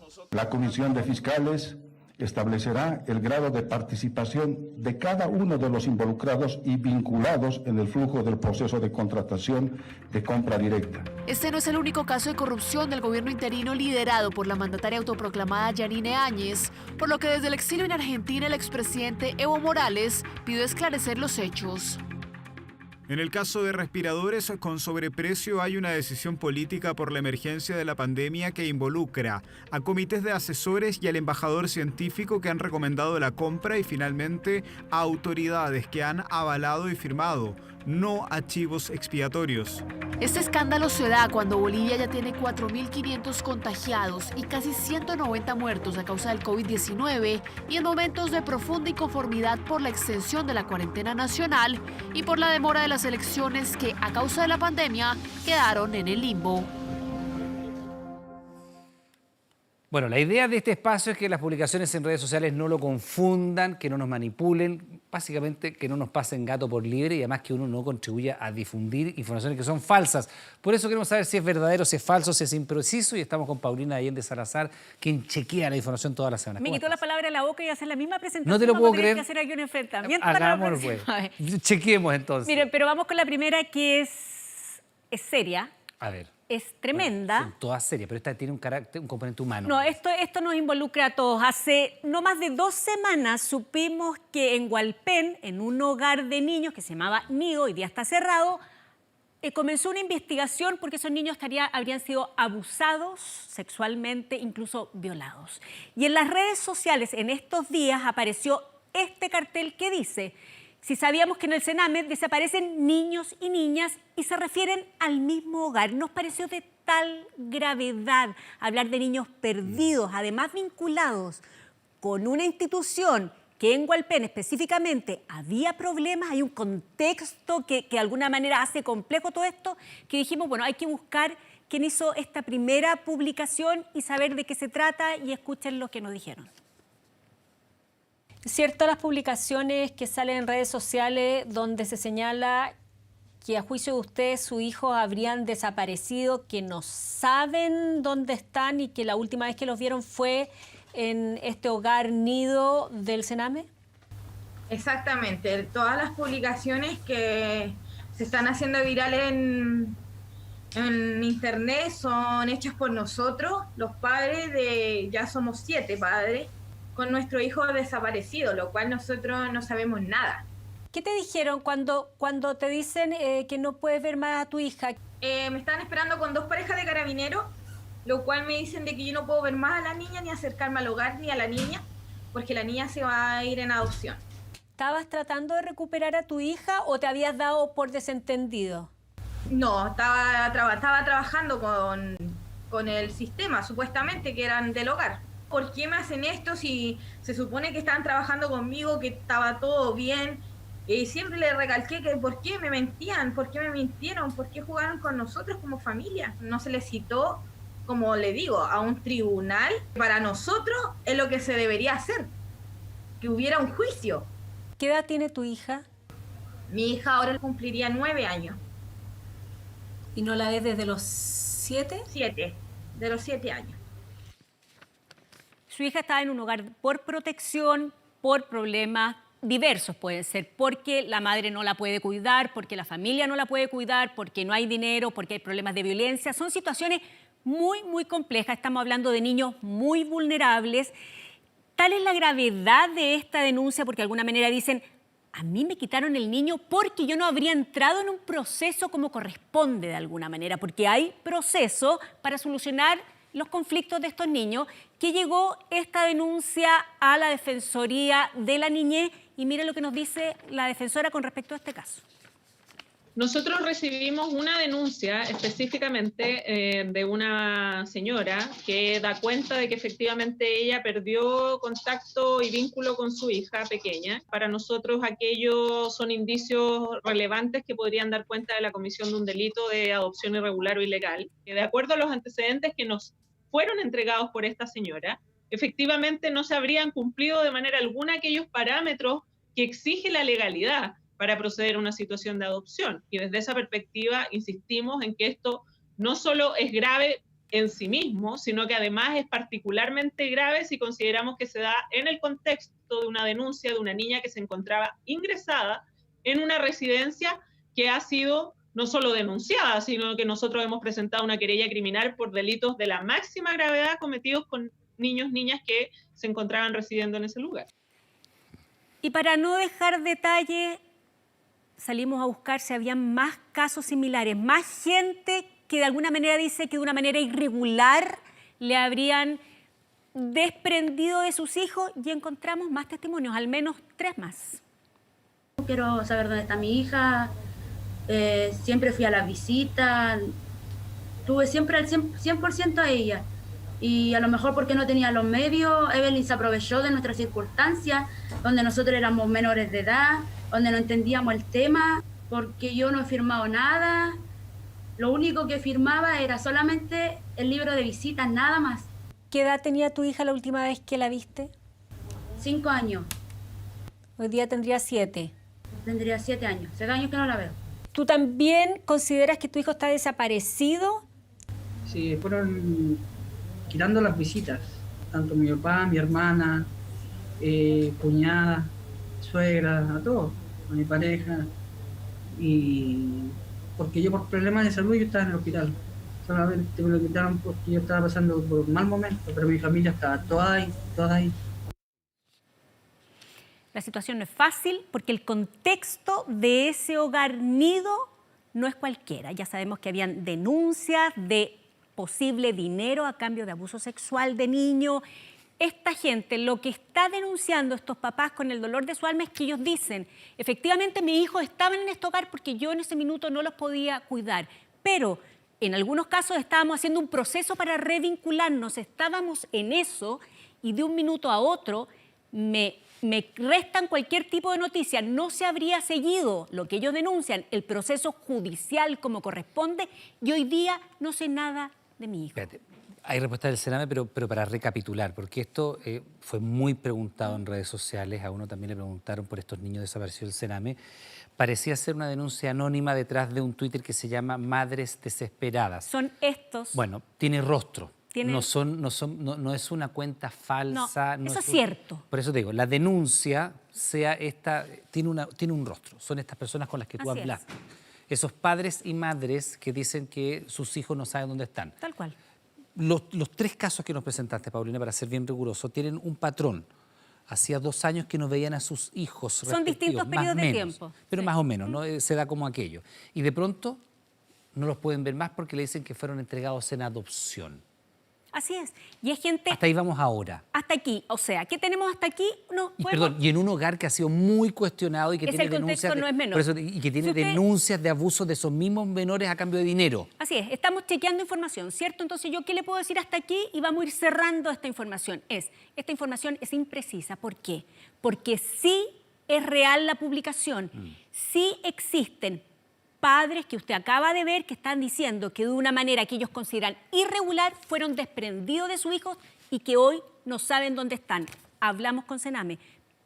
Tuvimos varias comunicaciones vía teléfono por Sename. Ellos no quieren dar una cuña con cámara formal, porque ellos consideran que este es un tema muy complicado, que hay normativa que les impide entregar información, están complicados también porque las fotografías de los niños han sido muy expuestas. Son niños, hay algunos niños que ya tienen 9 años. Pero lo que nos dicen es lo siguiente. Escuchen esto porque es difícil de entender a veces. Dicen, estos niños no están desaparecidos. Sobre estos niños, los que vimos en el cartel inicial, hay una decisión de un tribunal. Por eso no están desaparecidos. Entonces, ¿qué tenemos?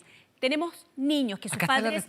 Esta es la respuesta oficial. Yo creo que es bueno leerla. Esto es lo que vieron por Twitter, léala. Es bueno leerla para que entendamos, porque esta es la respuesta del Sename, que además ha hecho noticia por la renuncia de su directora. O sea, en la misma región, porque ha sido cuestionado toda la orgánica en el Biobío. Por eso digo, esto que parecía una denuncia anónima, bueno, tiene cara, tiene rostros, hay madres y padres... Hay denuncias y hay investigaciones en fiscalía hoy día. Y hay un pronunciamiento de la Defensoría de la Niñez. Y esta es la respuesta del Sename, que dice, los niños no están desaparecidos.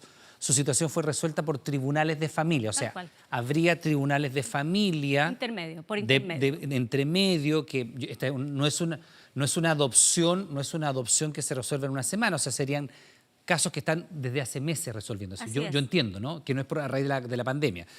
La información detallada no se puede entregar porque está sujeta a reserva legal por ser niños entregados en adopción. Los solicitamos, dice, no seguir exponiendo a los niños ya que esto vulnera sus derechos.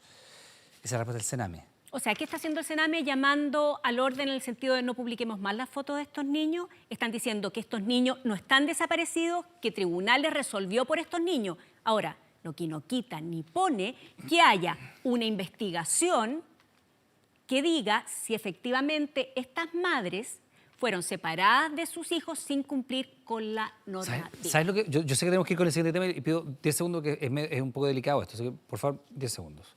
Creo que lo que nos falta aquí es saber si esas madres y padres estaban al tanto de que los niños estaban en proceso de adopción. No, lo que ellos te denuncian es que ellos no saben qué pasó con sus hijos, que ellos no participaron del proceso judicial, que ellos en el fondo no contaron con toda la información del proceso. Ellos no sabían que sus hijos estaban siendo adoptados. Ellos no saben cuál ha sido la resolución de los tribunales. Ya. Vamos con la segunda información, don Iván. Lo que van a ver a continuación despertó nuevamente las redes sociales, pero porque de alguna manera, a propósito de un video que le vamos a mostrar a continuación, esto es lo que generaba una especie de película de Hollywood, lo que la gente pensó que estaba pasando. Dijeron, hay una emboscada para liberar presos. Esto pasaba en la avenida Los Libertadores, camino a la cárcel de Colina, justo el día que hubo un motín en Colina 1. Claro, la gente dice, 4, me acuerdo. Hicieron la encerrona a los gendarmes para robarles armas y liberar a los presos. ¿Qué despertó todas estas suposiciones? El siguiente video.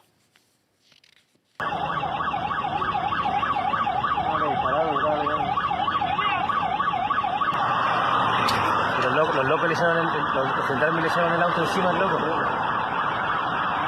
Oh, la mega cagada, cabrón.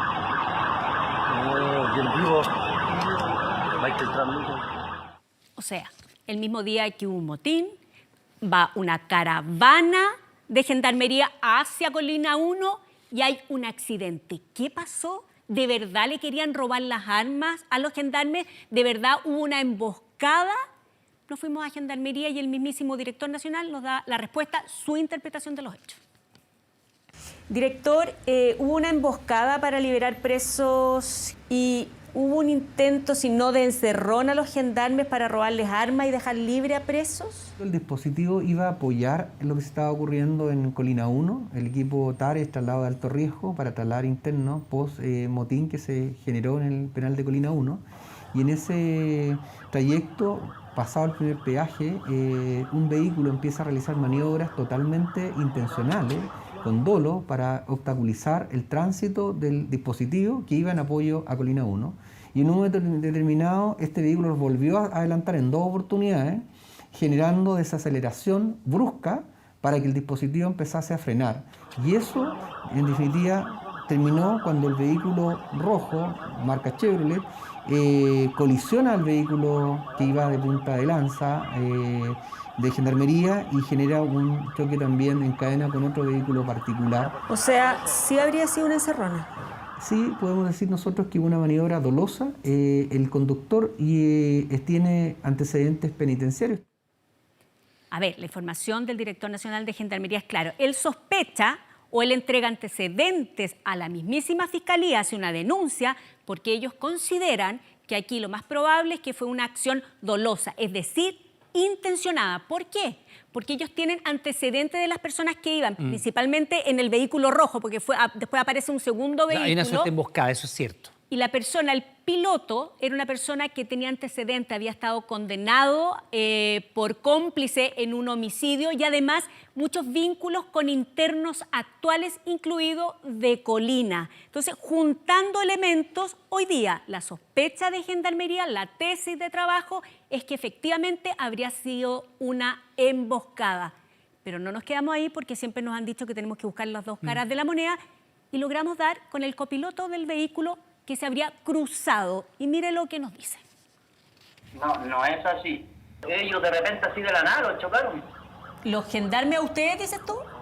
Los gendarmes a nosotros. Los tiraron el camión encima. ¿Con qué intención yo les voy a hacer una redada a ellos para quitarles la arma y ir a liberar a quién? A presos. ¿Para qué si éramos 2 personas?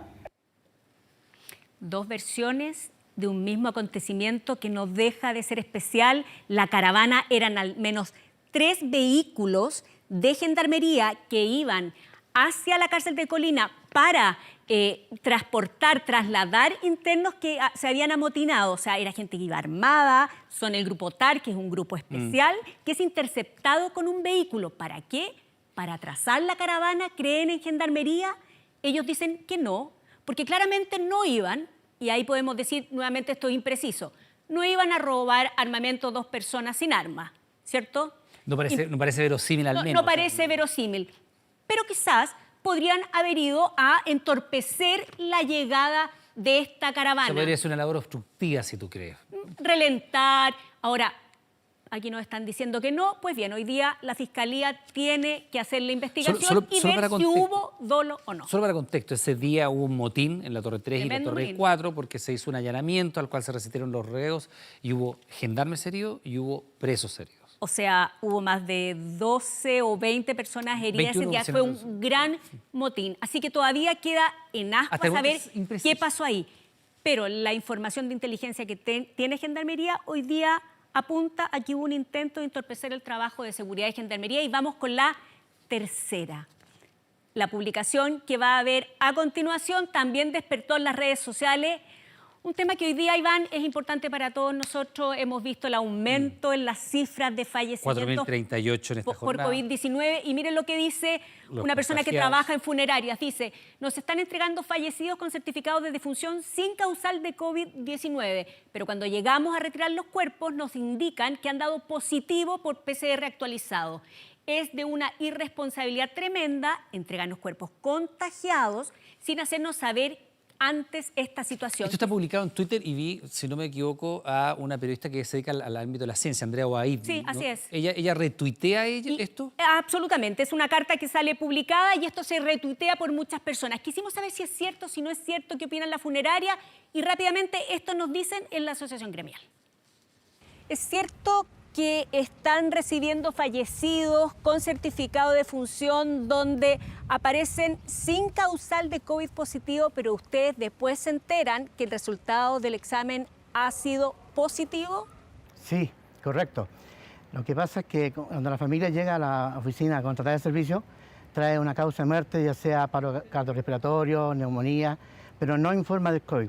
Uno le pregunta y ellos dicen que sí se le hizo el examen, pero el examen lo obtienen después de 4 o 5 días y ya el fallecido está sepultado, nosotros lo manipulamos, la familia también. Detrás de ese que falleció hay una familia que puede estar contagiada, nosotros también nos podemos contagiar y también podemos afectar a nuestra familia.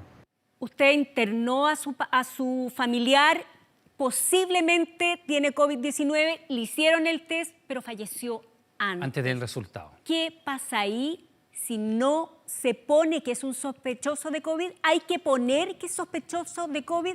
Escuche a un especialista porque de verdad que hoy día es muy importante para la seguridad de todos ustedes que usted sepa qué hay que hacer. Mire. El certificado médico de defunción entrega en un punto el estado morboso. Ahí debe estar indicado la sospecha de COVID por parte del médico tratante de manera de resguardar la salud tanto de familiares como de funcionarios de las funerarias que van a hacerse cargo del manejo del fallecido. O sea, si es sospechoso de COVID con o sin resultado de PCR, al día de hoy, en el certificado médico de defunción, no estamos hablando del registro civil que no tiene nada que ver y eso se ha prestado para confusión. En usted pídalo en el hospital, pídalo en el CEFAM, pídaselo al médico particular que fue hasta su domicilio y exija, si hay alguna sospecha de COVID-19, que en estados morbosos ponga sospechas de COVID-19 en el certificado médico de defunción. ¿Por qué? Porque a la persona que murió hay que tratarla de una manera diferente. Mire lo que hay que hacer.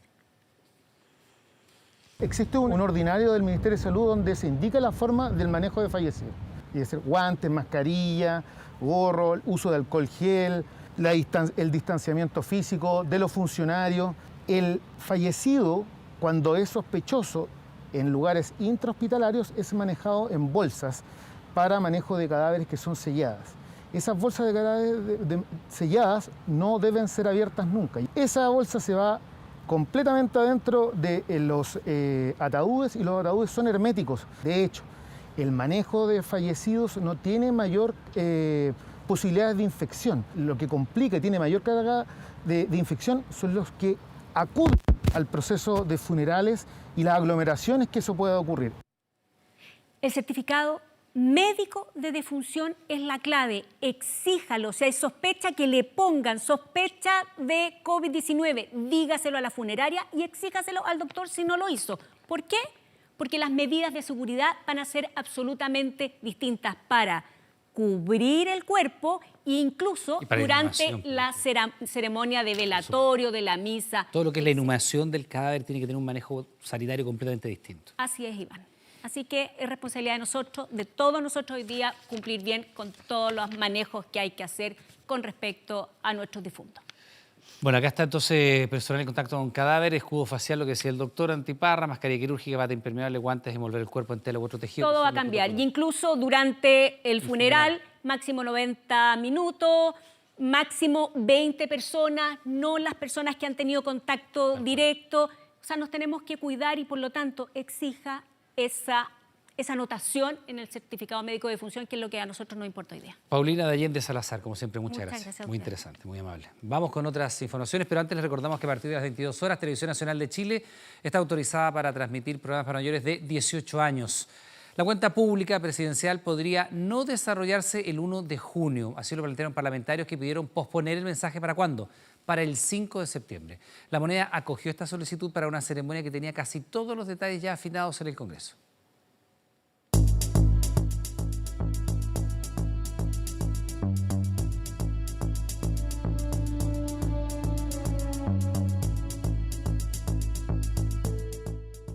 Este era el escenario, el Salón de Honor del Congreso Nacional al que TVN tuvo acceso la semana pasada. Estaba todo listo, 85 sillas a cada lado de la alfombra roja que recibiría el 1 de junio al presidente de la República y un número acotado de invitados para una cuenta pública especial. En pandemia, Sebastián Piñera entregaría su mensaje en este lugar, donde hasta el jueves hubo personas trabajando para afinar los últimos detalles. Trabajos que tuvieron que ser suspendidos a raíz de los casos positivos por coronavirus acá en el Congreso Nacional. Hoy el Salón de Honor está así, en penumbras. Luces apagadas, las sillas con la misma separación de 1 metro de distancia de lado y 2 metros hacia atrás. El podio instalado para una ceremonia que iba a tener un cambio, completamente telemática. Ese era el ánimo del Ejecutivo esta semana, pero las cosas volvieron a cambiar. Concordar una suspensión de la cuenta pública que él debe dar al país en este año 2020 para una nueva fecha. En la medida en que además hay parlamentarios que han empezado a dar positivo en los exámenes que se han realizado, creo que es de toda lógica analizar y actualizar esa decisión. Disposición del gobierno a postergar la cuenta pública a raíz de un proyecto de ley ingresado también por el expresidente de la Cámara Alta. Nada puede ser más importante en estos momentos que el control de la pandemia. La situación hacia el 1 de junio no va a ser distinta, lamentablemente, de lo que tenemos hoy. 90 días más para ver esta imagen, hasta el 5 de septiembre. Eso es lo que plantea la iniciativa que deberá ser discutida en el Congreso, donde el debate político hace prever que no será un tema fácil de aprobar. Creemos que es una buena oportunidad, finalmente, para hacer un llamado a la unidad nacional y el autocuidado de todos los chilenos. Postergar esa cuenta pública creemos que no es adecuado. Soy partidario que se haga efectivamente este 1 de junio. Creo que están todas las condiciones, creo que es bueno saber cuál es el mensaje del primer mandatario. Yo no sé si están los plazos como para correr la fecha, pero claramente la lógica básica dice que si no va a ser asociada al 21 de mayo, como siempre fue, dejémosla para final de año. Yo creo que es una situación que tenemos que evaluar y que me parece razonable que se postergue para una vez superada la crisis.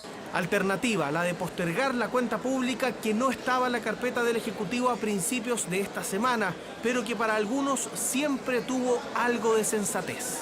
No nos podemos cerrar a nada. Yo aquí me quedo con una frase que dijo el alcalde de Valparaíso en su minuto: quien va a determinar si la cuenta pública se hace y cómo se hace va a ser la propia pandemia. Por ahora, la cuenta sigue en el calendario político fijada para el próximo 1 de junio, algo que podría cambiar con la reforma que permitía que el presidente y parlamentarios estuvieran de manera telemática.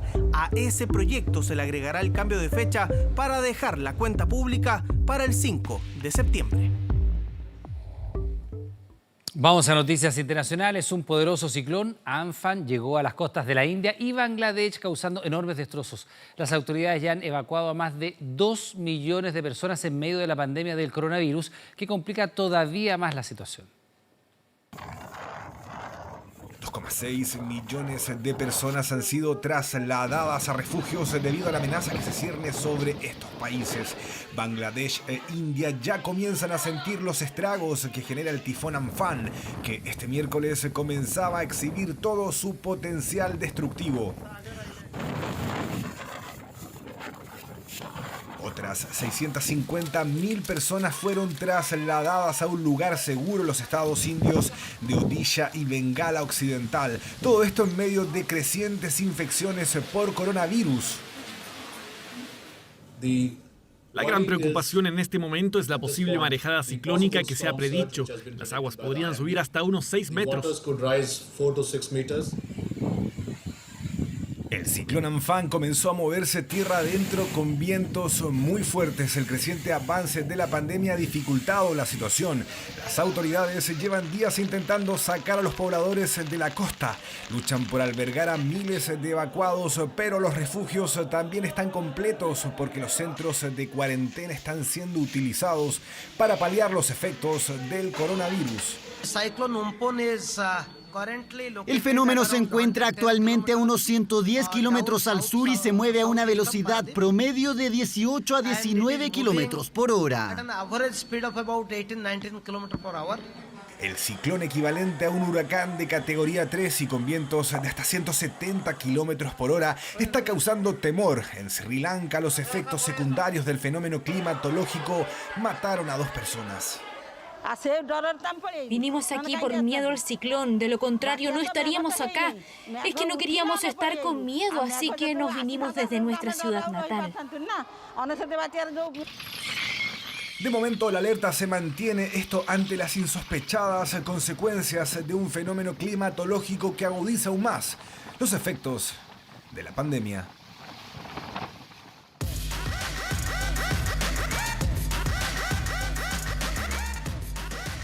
Barcelona juega al póker con los interesados por Vidal. El Inter sube las apuestas y los catalanes revisan sus cartas.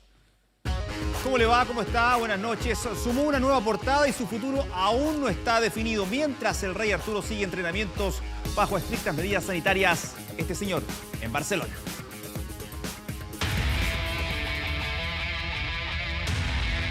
Arturo Vidal en medio de un póker caliente. Así titulan en España el complejo escenario de traspasos en estos nuevos tiempos. El Barcelona insiste en fichar a Lautaro Martínez del Inter y además al volante Miralem Pjanic y al defensa Matías de Chiclio, ambos de la Juventus. Y ahí aparecen 7 hombres azulgranas como monedas de cambio: Nelson Semedo, Rafinha, Junior, Aleñá, Rakitic, Umtiti y el Rey Arturo. La situación de Rakitic y Arturo Vidal es similar. Los dos centrocampistas acaban contrato en 2021. Ambos tienen 32 años y buen cartel internacional. Eso sí, este viernes 22 de mayo Arturo Vidal cumple 33 años, una edad propicia para que el Barcelona lo deje partir, un jugador que nunca pudo ganarse un puesto de titular en el equipo de Quique Setién, y eso tendría al King con un pie fuera del elenco catalán. Si a eso sumamos el nuevo escenario mundial a raíz del coronavirus, Barcelona está obligado a ceder patrimonio deportivo en vez de varios ceros que está pidiendo el Inter por el argentino Lautaro Martínez. Eso sí, el reconocido diario Marca insiste con que Vidal no será parte del trueque. Descarte del Inter. Arturo Vidal no entrará en la operación Lautaro. Claro, la llegada del volante chileno al cuadro de Antonio Conte sería por una negociación en paralelo, aunque según la prensa española, Antonio Conte ya no pujaría con la misma fuerza por el exjugador de la Juventus. El interés de Antonio Conte por el centrocampista se fue diluyendo y tampoco ha habido acuerdo en la valoración del jugador. Esto último es clave. El Inter insiste en pagar 15 millones de euros por Vidal y el Barcelona no lo dejará partir por menos de 20. Mientras se decide su futuro, Arturo sigue entrenando con el resto de sus compañeros. Jornada de miércoles en donde luchó por interceptar el balón. Busquets, Jordi Alba y Lionel Messi se lo impidieron. Una práctica distendida en la que Vidal parece olvidar negociaciones, portadas y trueques, que por estos días lo tienen a él como protagonista.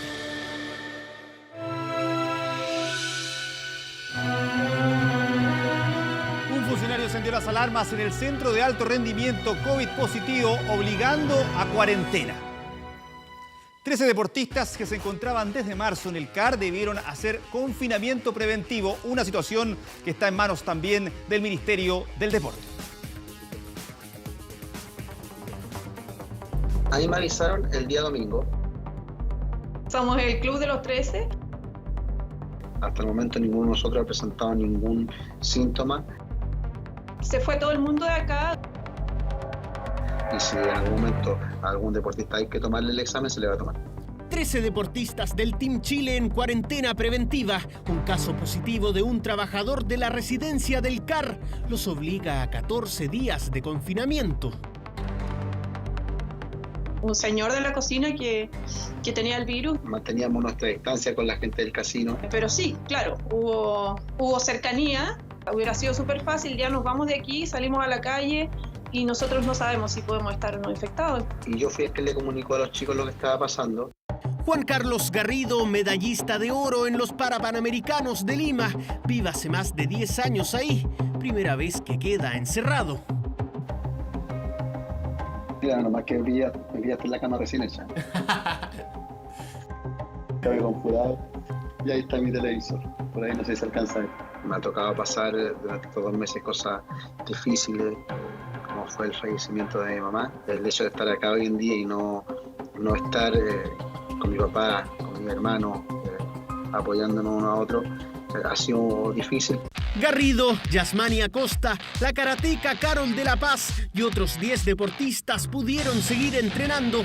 Ahora trasladaron sus entrenamientos a las habitaciones. Esto es un tatami de karate. Yeah. Ahí tengo un balón, hay bozo, los elásticos y algunas cosas que nos van a traer todavía. Nosotros llevamos 2 meses acá, pero no así de estar en cuarentena en la habitación, entonces igual te pega. Y están siendo acompañados por todo el equipo médico del Centro de Alto Rendimiento para saber cómo está su salud. Esto era probable que pudiera pasar. Nos han llamado bastante, nos han escrito. Es importante dejar la tranquilidad a nuestras familias, que no se preocupen, que nosotros acá estamos bien. En esta residencia seguirán conviviendo por los próximos días a la espera de novedades. No es una concentración, tampoco un reality. Sí, es el Club de los 13 en cuarentena. saludo y mucha fuerza a los muchachos. Y el calcio volvió a los entrenamientos grupales tras ser aprobado el protocolo de la Federación Italiana por el Estado para acelerar los entrenamientos masivos. Por eso también está de vuelta a las canchas Alexis Sánchez.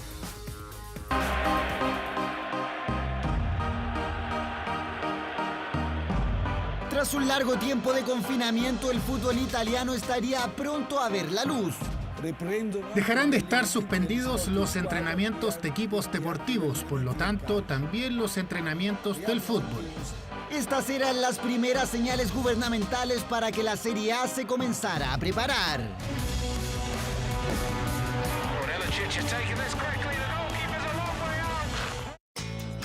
Se trata de una de las industrias italianas más importantes. Y claro, el fútbol italiano, además del Mundial, mueven muchísimo dinero diariamente. El retorno de al menos prácticas reactiva en algo las dañadas arcas de ese país. Los diversos equipos de la Bota ya comenzaron a entrenar en grupos, la primera señal del regreso del calcio.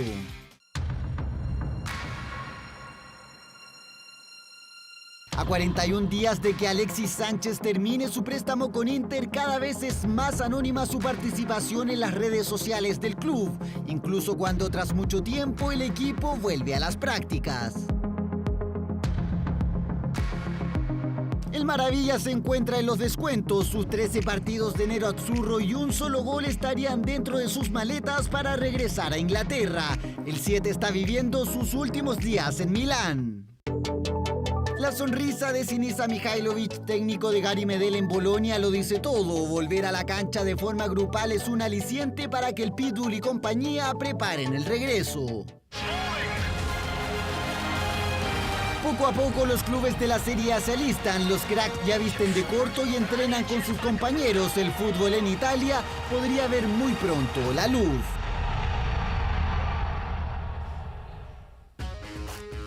Y mire el talento de Quique Setién, el técnico del Barcelona con 61 años, aprovechó de demostrar que todavía le queda algo, sesión de tiros libres, donde no destiñó ante sus pupilos, poniéndole tarea a Vidal, a Messi y compañía. Ahí está el hombre, entonces algo de talento todavía tiene.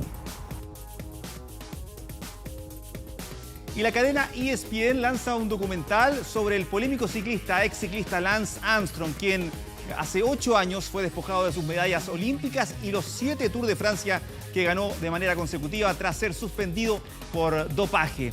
Lance, su verdad, revela, por ejemplo, que comenzó a doparse cerca de los 21 años. Mire. What is the worst thing that you did? What is the worst thing? Everybody in the world needs to get this question. What is the worst thing you've ever done? Reaparece el polémico Lance Armstrong, aquel hombre que fue el mejor ciclista de todos los tiempos, el mismo que ganó 7 Tours de Francia y se convirtió en leyenda, pero también en la gran mentira del deporte mundial. You have never taken any performance-enhancing drug in connection with your cycling career. Correct. Yes or no? In all 7 of your Tour de France victories, did you ever take banned substances or blood dope? Yes.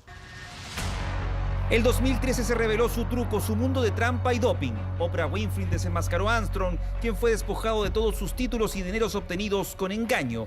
Hoy, con 47 años, reaparece gracias al documental de la cadena ESPN promocionado por estos días. Lance, su verdad, revela nuevos antecedentes de la época más oscura del ex ciclista castigado de por vida. I can never be honest about this because all of this goodness will come crashing down. Todo su imperio, toda su obra benéfica con la que limpiaba sus culpas puestas en tela de juicio. Un relato que mostrará al hombre más señalado en la historia del ciclismo mundial, esta vez bajo su mirada. I needed a nuclear meltdown, and I got it.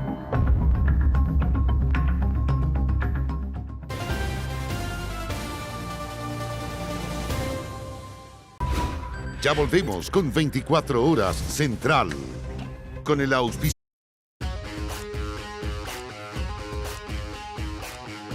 Y este señor que usted ve en pantalla protagoniza una historia increíble. Es el ex NBA Gilbert Arenas, que ganó $300.000 en Estados Unidos con la ayuda de una persona en situación de calle.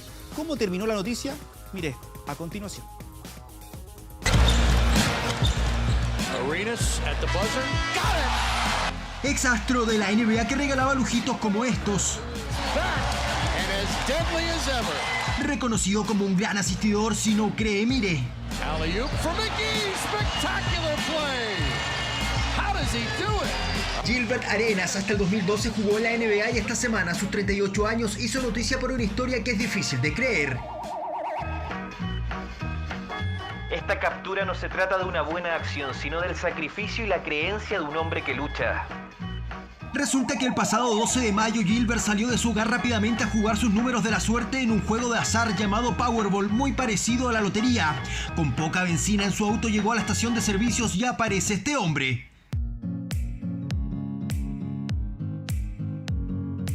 Un indigente que le pidió una limosna al basquetbolista se dio cuenta que había salido sin su billetera y que tenía solo $10. Aún así le quiso dar la mitad, o sea 5. Ahí vino la respuesta del indigente. No nos vas a llegar con $5 de gasolina. Quédate con los 10, carga combustible y después que ganes me das 20. Todo esto Gilbert Arenas lo contó en su cuenta de Instagram, pero faltaba lo mejor. A los días le llegó este mensaje que decía que había ganado $300.000.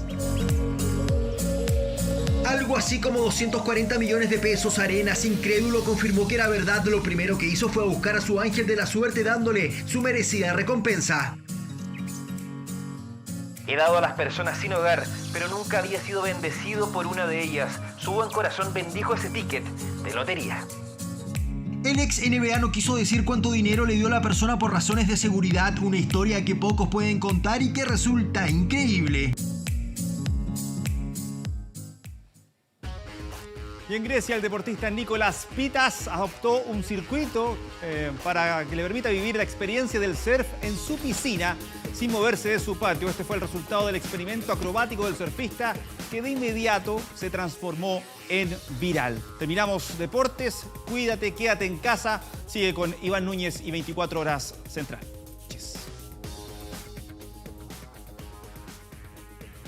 Bien, Roberto, muchas gracias y atención con lo siguiente, porque esa información de este minuto es una recomendación que ha hecho la Subsecretaría de Redes Asistenciales.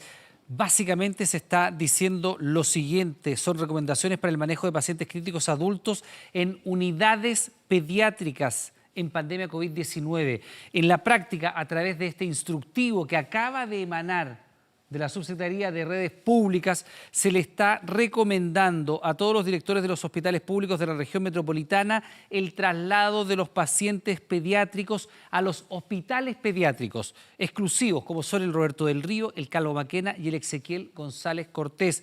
El resto de las unidades hospitalarias de la red pública en la región metropolitana se convierten a centros de adultos a propósito de esta pandemia. Así de estresado está el sistema de salud público, así de al límite está la capacidad para recibir más enfermos de coronavirus. Hacemos una pausa, estamos de regreso de inmediato.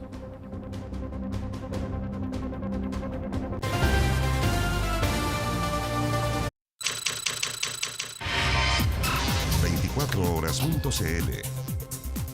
Ya estamos de regreso para contarle que este miércoles el gobierno dio a conocer las personas que pueden acceder directamente al ingreso familiar de emergencia, beneficio que ayuda a las personas sin ingresos formales en el marco de la pandemia.